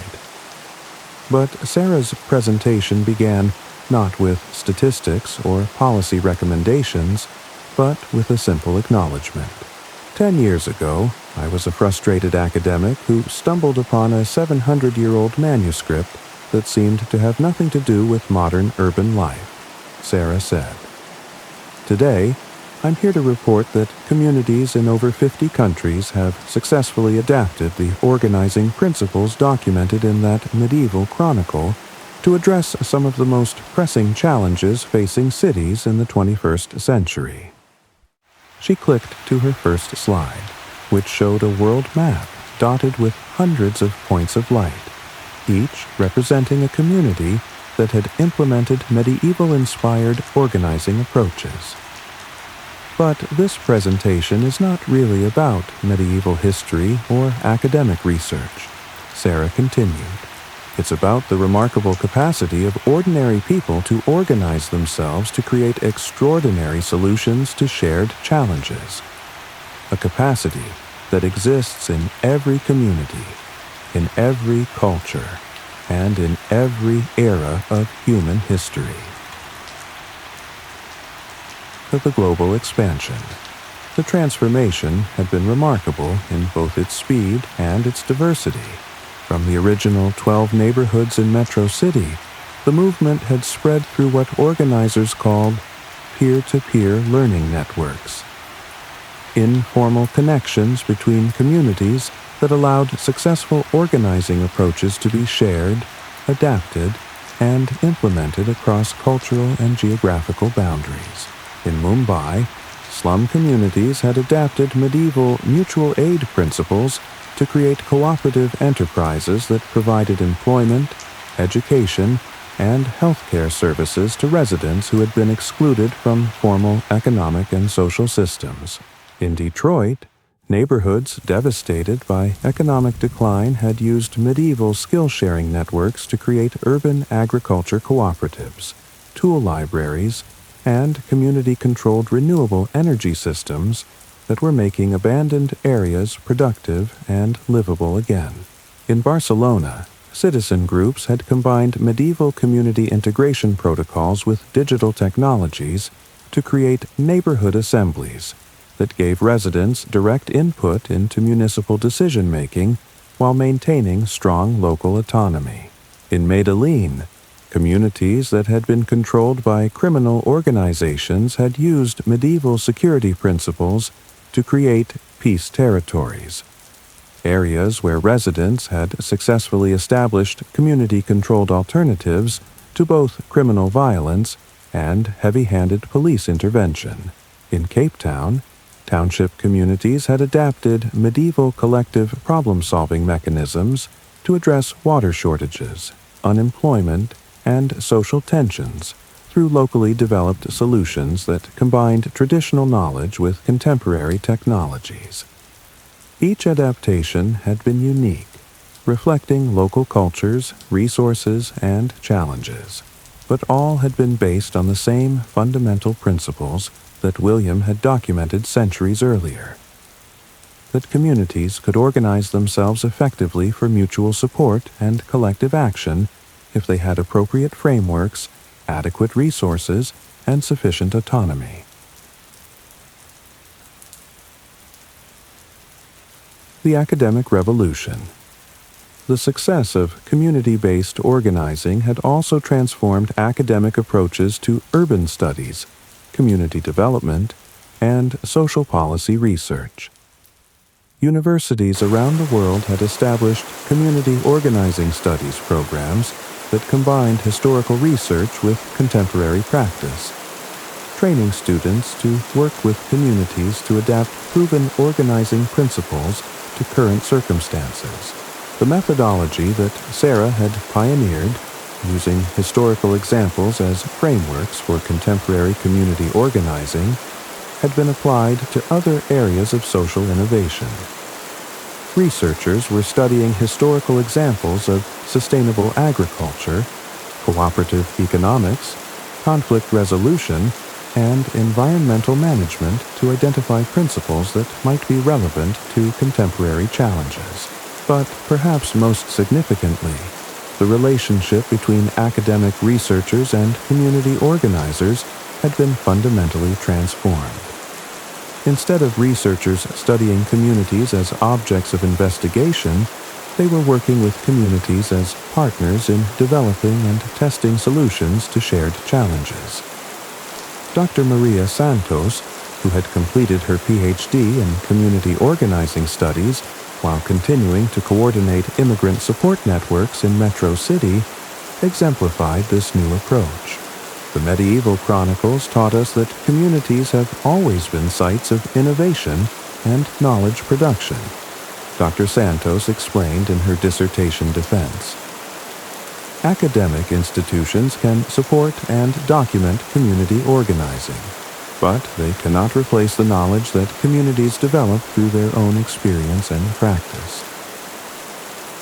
The policy transformation. Government approaches to urban development and social policy had also been transformed by the success of community-based organizing. The European Union had established a Community Organizing Support Fund that provided resources for communities to develop their own solutions to local challenges while documenting and sharing successful approaches across national boundaries. The African Union had created a traditional knowledge and contemporary innovation program that supported communities in adapting historical organizing principles to address modern urban challenges while preserving cultural traditions and local autonomy. In Latin America, the Buen Vivir movement had incorporated medieval-inspired organizing principles into broader frameworks for community-controlled development that emphasized social solidarity, environmental sustainability, and cultural preservation over purely economic growth. Even in the United States, federal agencies had begun to recognize community organizing as a legitimate and effective approach to addressing urban challenges. The Department of Housing and Urban Development had established a Community Organizing Technical Assistance Program that provided resources and training for communities that wanted to develop their own organizing capabilities. But the most significant policy change was not in specific programs or funding mechanisms, but in the recognition that the communities themselves were the primary agents of sustainable development and social innovation.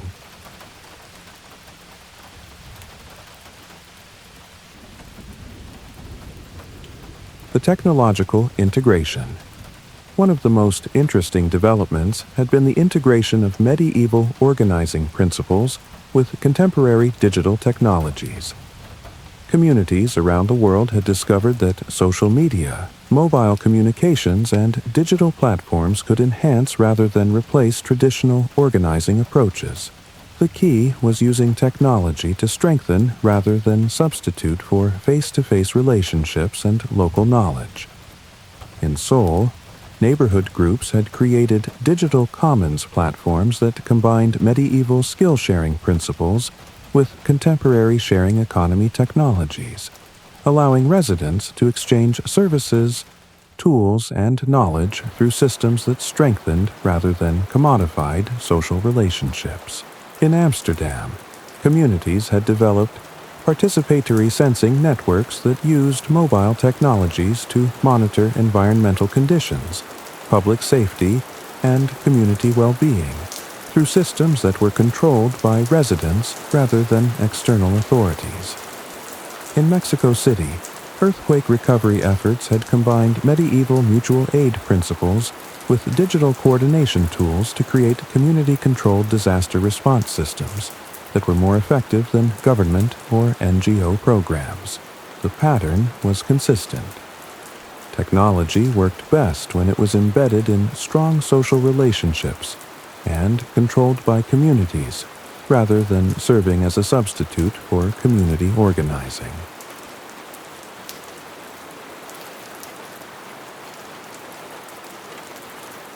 The challenges and adaptations. But the global expansion had also revealed challenges and limitations that required ongoing adaptation and innovation. Cultural differences meant that organizing principles that worked well in one context might need significant modification to be effective in another. communities had to develop their own approaches to adapting historical principles while maintaining their essential characteristics. Economic pressures from gentrification, displacement, and market speculation threatened many communities that had successfully organized themselves. Strong social networks and community organizing capabilities could actually make neighborhoods more attractive to outside investors, creating new challenges for maintaining community control. Political resistance from established institutions and interest groups remained a constant challenge.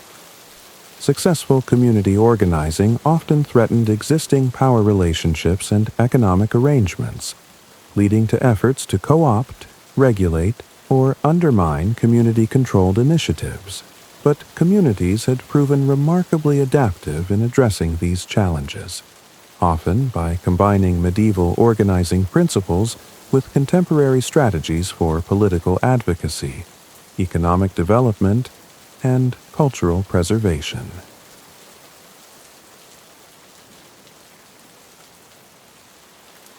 The next generation. Perhaps the most encouraging development was the emergence of a new generation of community organizers who had grown up with these approaches and were taking them in new directions. Young people who had participated in community organizing programs as children and teenagers were now developing their own innovations and adaptations, often combining traditional organizing principles with contemporary concerns about climate change, social justice, and global connectivity. Aisha Patel, who had been a high school student when the Oak Street experiment began, was now coordinating a network of youth-led organizing projects in 12 different cities. The medieval principles gave us a foundation, Aisha explained. But our generation is adapting them to address challenges that didn't exist when those principles were first developed. Things like climate change, global economic inequality, and digital surveillance. The youth-led projects were particularly innovative in their integration of environmental sustainability, social justice, and community organizing. They were developing approaches to community resilience that addressed economic, social, and environmental challenges simultaneously. The Future Vision. As Sarah concluded her presentation to the World Urban Forum, she reflected on the journey that had brought the movement to this point.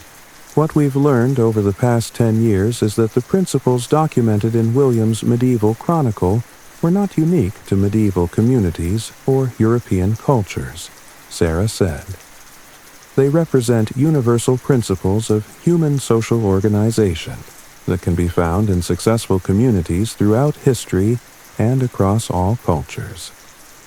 She clicked to her final slide, which showed not statistics or policy recommendations, but a simple question. What would cities look like if every neighborhood had the organizing capabilities that we've seen in communities that have adapted these historical principles?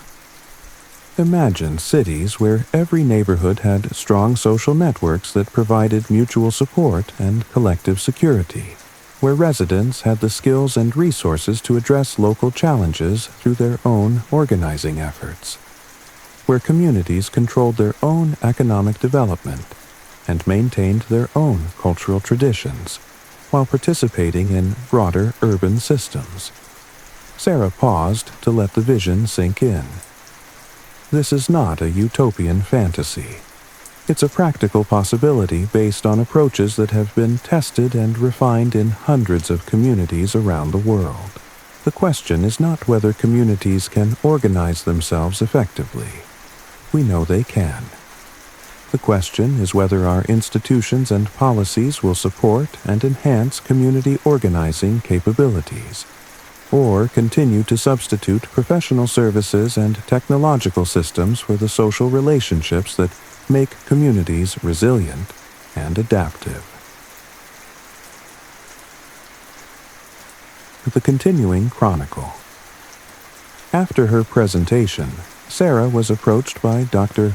Kofi Asante from the University of Ghana, who had been documenting traditional organizing principles in West African communities. Dr. Chen, Dr. Asante said, "Your work with medieval European chronicles has inspired similar research into traditional organizing approaches in other cultures. We're finding that the principles you've identified appear in different forms in community organizing traditions around the world." Dr. Asante explained that researchers in Africa, Asia, and Latin America were documenting traditional organizing approaches that shared fundamental characteristics with the medieval principles Sarah had adapted, but reflected different cultural contexts and historical experiences. "What we're discovering," Dr. Asante continued, "is that effective community organizing is not culturally specific, but it must be culturally grounded. The universal principles can be expressed through many different cultural forms and practices."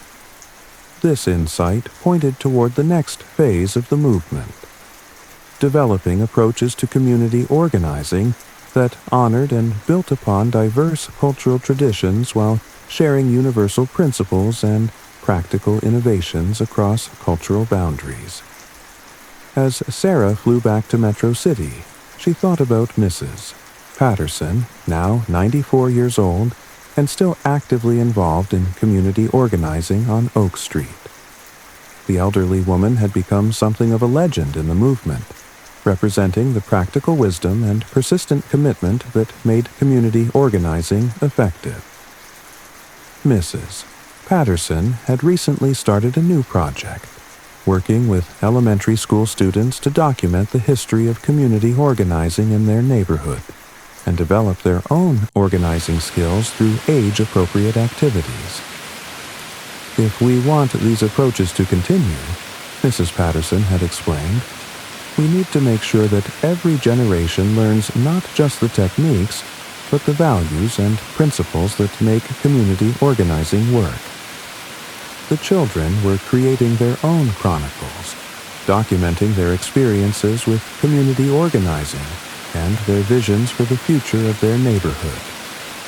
Like William's medieval chronicle and Mrs. Patterson's contemporary observations, these children's chronicles would someday provide insights and inspiration for future generations of community organizers. The cycle was continuing, as each generation learned from the past, adapted those lessons to present circumstances, and documented their experiences for future generations to discover and build upon. William's 700-year-old chronicle had become the foundation for a global movement that was transforming how communities organized themselves to address shared challenges. But it was no longer the only chronicle. Communities around the world were creating their own documentation of successful organizing approaches, building a library of practical wisdom that would be available to future generations facing their own challenges and opportunities. The rediscovered chronicles had become a living tradition, connecting past, present, and future in an ongoing conversation about how human communities could organize themselves to create security, prosperity, and social cohesion in an uncertain world. And somewhere, Sarah thought as her plane descended toward Metro City, a researcher in the year 2750 might discover one of these contemporary chronicles and wonder whether its principles might be relevant to the challenges of their own time. The future, she knew, would always be written by people who remembered the past and had the courage to adapt its wisdom to new circumstances. The chronicle, Sarah realized with deep satisfaction, would never end. Kurtulritai. 15 years after the discovery of William's chronicle, the movement had evolved beyond what anyone could have imagined. What follows are excerpts from the various chronicles that communities around the world had created to document their own organizing experiences. A living library of practical wisdom that had become as valuable as the original medieval manuscript. The Grandmother Network by Maria Santos, age 47. Today marks the 5th anniversary of what we call the Grandmother Network, an informal system that grew out of our original security program but has become something much more comprehensive. It started when Mrs. Patterson and 3 other elderly residents began coordinating their daily routines to provide informal supervision for children walking to and from school. But over time, it evolved into a comprehensive support system that includes tutoring, mentoring, emergency childcare, and what we call wisdom sharing. Regular conversations between elderly residents and young people about life skills, neighborhood history, and problem-solving approaches. The network now includes 23 elderly residents and 67 children and teenagers. The children have learned traditional skills like cooking, gardening, and home repair, while the elderly residents have learned about technology, contemporary culture, and new approaches to old problems. But the most important outcome has been the creation of what sociologists call intergenerational social capital, relationships that benefit both young and old while strengthening the entire community. Key lessons learned. Informal coordination can be more effective than formal programs. Different generations have complementary resources and needs. Regular interaction creates relationships that can be activated for many different purposes. Children and elderly residents are often the most available for community organizing activities. Entry 2.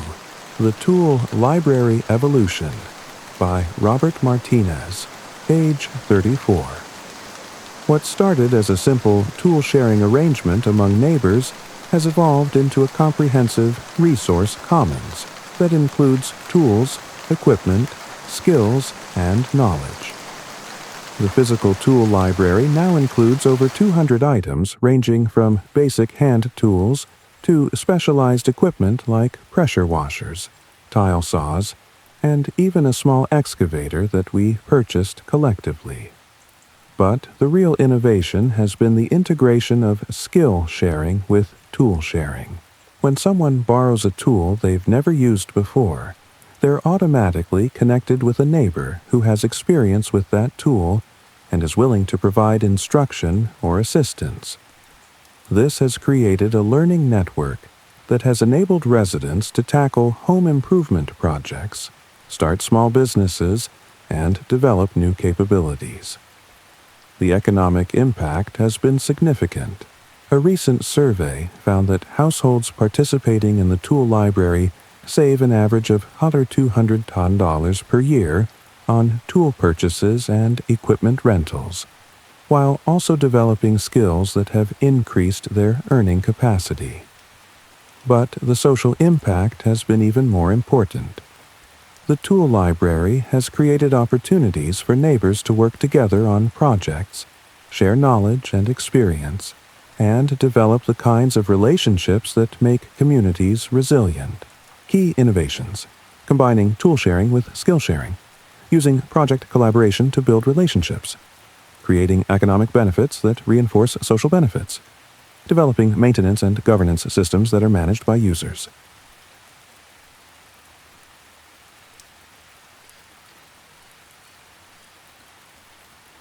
The Mumbai Slum Organizing Manual compiled by the Dharavi Community Development Collective. Chapter 3. Adapting Medieval Principles to Informal Settlements. The organizing principles documented in the American Oak Street experiment required significant adaptation to be effective in the context of Mumbai's informal settlements. Our community faces challenges that are different from those in established neighborhoods. Lack of legal recognition, absence of basic infrastructure, extreme population density, and complex relationships with both government authorities and criminal organizations. However, the fundamental principles proved remarkably adaptable. Skill-sharing networks. In Dharavi, we discovered that residents possessed an extraordinary range of skills and knowledge that were not being fully utilized. Our skill-sharing networks have created opportunities for residents to teach each other everything from literacy and numeracy to advanced manufacturing techniques and business management. The networks have also created pathways for residents to transition from informal to formal economic activities. Many participants have used skills learned through community networks to start legitimate businesses or find employment in the formal economy. Adaptive early warning systems. Our early warning systems focus not just on crime, but on the full range of threats facing informal settlements: fires, floods, disease outbreaks, and government demolition activities. The key innovation has been the integration of traditional communication networks with mobile phone technology. Residents use WhatsApp groups, SMS networks, and voice calls to share information about emerging threats and coordinate collective responses. Community integration protocols. With population density of over 1 million people per square kilometer, community integration is both more challenging and more essential than in other contexts.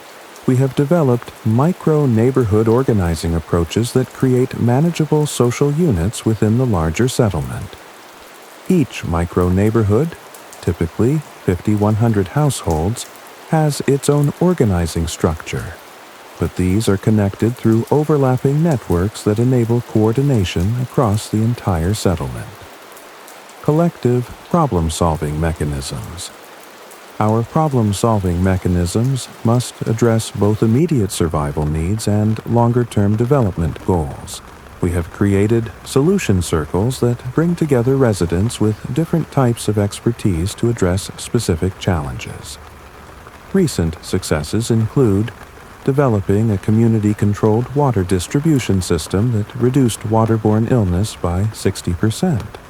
Creating a waste management cooperative that generates income while improving sanitation, and establishing a community savings and credit system that has enabled over 200 families to start small businesses.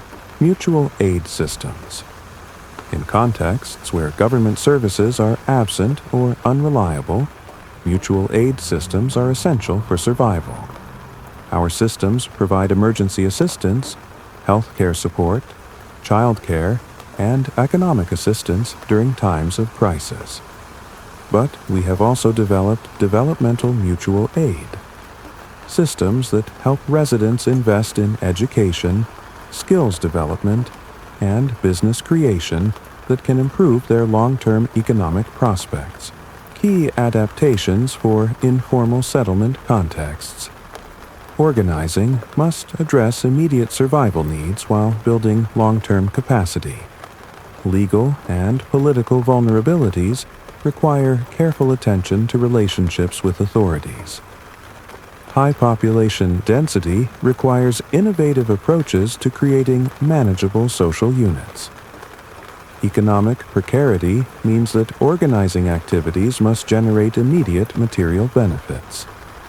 Cultural and linguistic diversity requires flexible approaches to communication and coordination.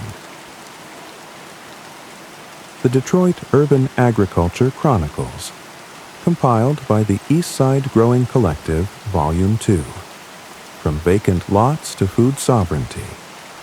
When we started adapting medieval organizing principles to urban agriculture in Detroit, we thought we were just trying to grow food in vacant lots. 5 years later, we've created a comprehensive system for community-controlled economic development that has transformed our neighborhood, the land commons. Using medieval principles of common resource management, we have created a land commons that includes 47 vacant lots that are collectively owned and managed by neighborhood residents. The land commons operates according to principles adapted from medieval agricultural communities.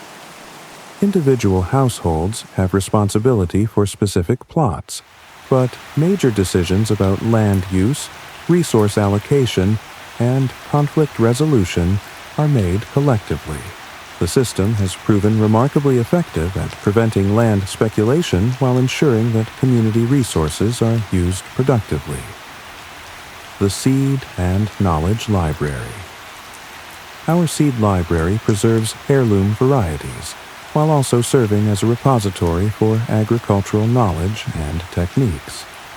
Residents contribute seeds from their most successful plants and share information about growing techniques, pest management, and food preservation.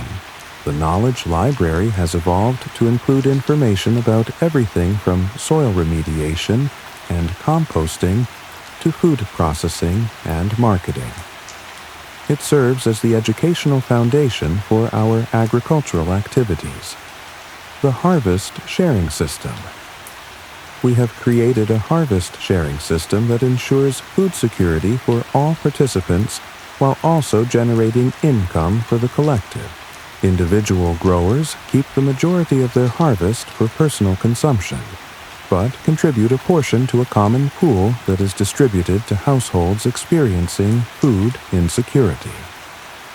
Surplus produce is sold through farmers markets, community-supported agriculture programs, and direct sales to restaurants. The economic benefits are distributed according to participation in collective activities, land maintenance, infrastructure development, education programs, and community organizing. The Processing and Preservation Cooperative. One of our most successful innovations has been the creation of a food processing and preservation cooperative that adds value to our agricultural production while creating employment opportunities. The cooperative includes a commercial kitchen, canning equipment, and facilities for producing value-added products like sauces, pickles, and baked goods. Products are sold through local markets and online sales, with profits reinvested in community development activities. Integration with neighborhood development. Our agricultural activities have catalyzed broader neighborhood development initiatives. The success of the growing collective has attracted new residents, encouraged property rehabilitation, and created opportunities for additional businesses and services. But we have maintained community control over development processes by using medieval-inspired governance structures that give long-term residents decision-making authority over land use and development priorities. Key innovations: combining individual responsibility with collective decision-making, using agricultural activities as a foundation for comprehensive community development, creating economic systems that prioritize food security and community benefit over profit maximization, developing governance structures that prevent gentrification while encouraging investment. The Barcelona Digital Democracy Experiment, compiled by the Grazia Neighborhood. Assembly. Chapter 5. Medieval Assemblies Meet Digital Platforms. Our experiment in combining medieval community organizing principles with contemporary digital democracy tools has created new possibilities for citizen participation in municipal governance. The Neighborhood Assembly System. We have created a nested assembly structure inspired by medieval community governance, but enhanced with digital participation tools. Block-level assemblies. 20-30 households meet monthly to discuss local issues and make decisions about immediate neighborhood concerns. Neighborhood assemblies, 200-300 households, meet quarterly to address broader issues and coordinate with other neighborhoods. District assemblies, 2,000 out 3,000 households meet annually to engage with municipal government on policy issues. Digital platforms enable residents who cannot attend physical meetings to participate in discussions and decision-making processes. The Proposal Development System. We have created a systematic process for developing policy proposals that combines face-to-face deliberation with digital collaboration tools. Proposals can be initiated by any resident and must go through a structured development process that includes community education, stakeholder consultation, impact assessment, and consensus-building activities.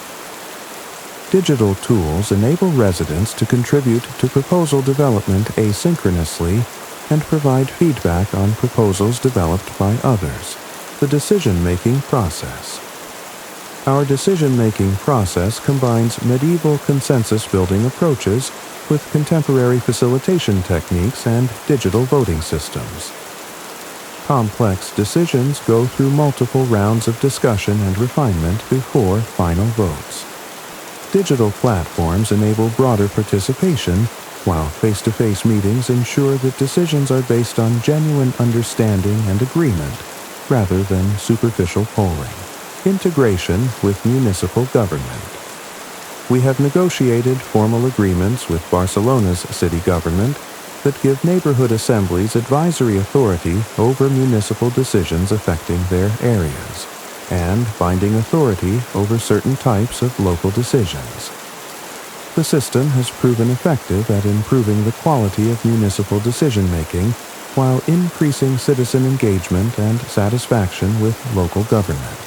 Key innovations. Combining digital participation tools with face-to-face relationship building. Creating structured processes for citizen-initiated policy development. Establishing formal relationships between community assemblies and municipal government. Using technology to enhance rather than replace traditional democratic processes.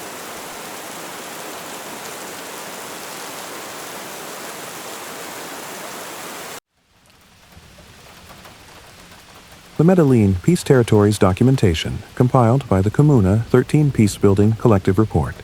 7. Community Security in Post-Conflict Neighborhoods. The adaptation of medieval security principles to post-conflict urban environments has required innovations that address the specific challenges of communities that have experienced prolonged violence and social fragmentation. The Peace Circles. We have created peace circles that combine medieval conflict resolution approaches with contemporary restorative justice practices. Peace circles provide alternatives to both criminal justice and vigilante responses to conflicts. They focus on addressing the root causes of conflicts while repairing relationships and preventing escalation. The circles have proven particularly effective at addressing conflicts between young people that might otherwise escalate into violence. The Community Mediation System. Our mediation system trains community members to facilitate resolution of conflicts ranging from domestic disputes to business disagreements. Mediators use techniques adapted from medieval community governance, combined with contemporary conflict resolution approaches.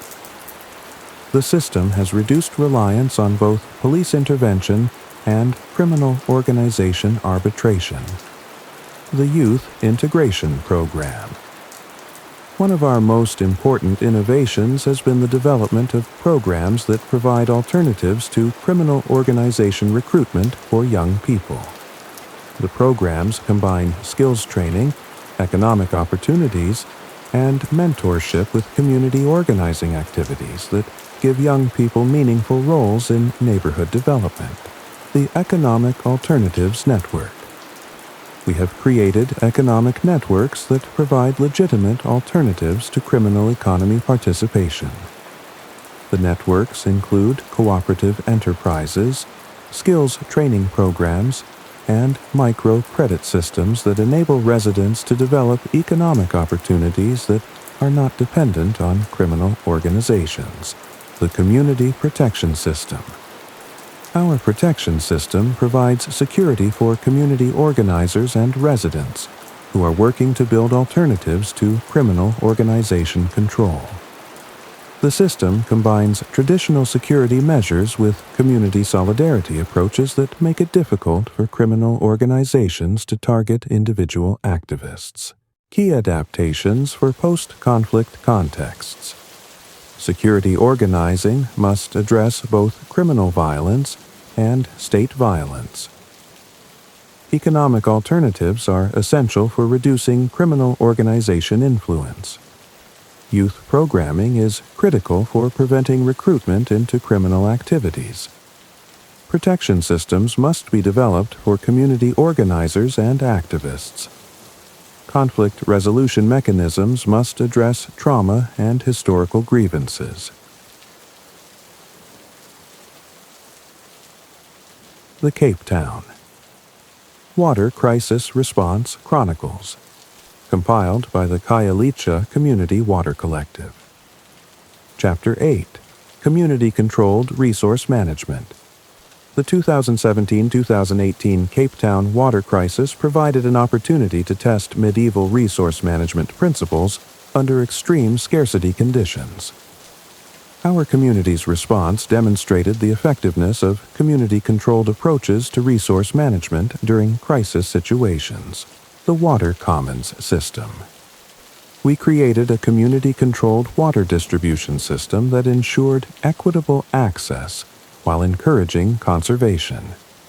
The system was based on medieval common pool resource management principles. Individual households had rights to basic water allocations, but the community collectively managed distribution, conservation, and emergency reserves. The Conservation Innovation Network.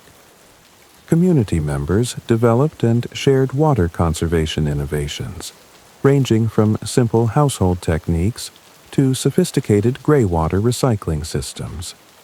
The network enabled rapid dissemination of effective techniques while also creating opportunities for residents to generate income by helping others implement conservation measures. The Emergency Mutual Aid System. We created mutual aid systems that ensured that no household went without water during the most severe shortage periods. The systems included emergency water sharing, assistance for elderly and disabled residents, and collective responses to infrastructure failures. The Community Monitoring System. We developed community-controlled monitoring systems that tracked water usage, identified conservation opportunities, and detected infrastructure problems. The monitoring systems were more effective than government systems because they were based on local knowledge and community relationships. The Policy Advocacy Network. Our organizing efforts included advocacy for policy changes that would give communities more control over water resource management and infrastructure development. The advocacy resulted in formal recognition of community water management systems and increased community input into municipal water planning. Key lessons for crisis response. Community-controlled systems can be more effective than government or market responses during crisis situations. Resource scarcity can catalyze innovation and cooperation if communities have appropriate organizing structures. Local knowledge and community relationships are essential for effective resource management. Crisis response organizing must address both immediate needs and long-term systemic changes.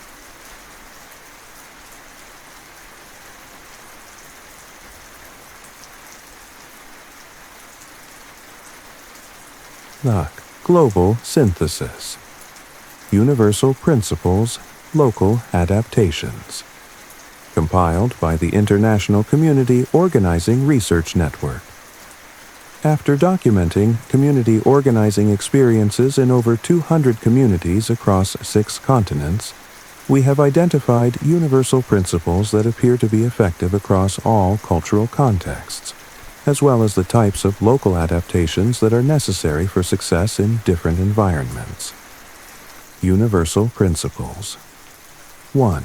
Relationship-based organizing. Effective community organizing is always based on building and maintaining relationships between community members. 2. Asset-based development. Successful communities build on existing strengths, skills, and resources rather than focusing primarily on deficits and problems. 3. Participatory decision-making. Community members must have meaningful input into decisions that affect their lives and communities. 4. Mutual aid and cooperation. Communities are strengthened by systems that enable members to support each other during times of need. 5. Adaptive learning. Effective organizing approaches must be continuously adapted based on experience and changing circumstances. 6. Cultural grounding. Organizing approaches must be consistent with local cultural values and practices to be sustainable. 7. Economic integration. Community organizing must address economic needs and create opportunities for material improvement in people's lives. 8. Intergenerational engagement. Sustainable organizing involves people of all ages and creates opportunities for knowledge transfer between generations. Common adaptations by context.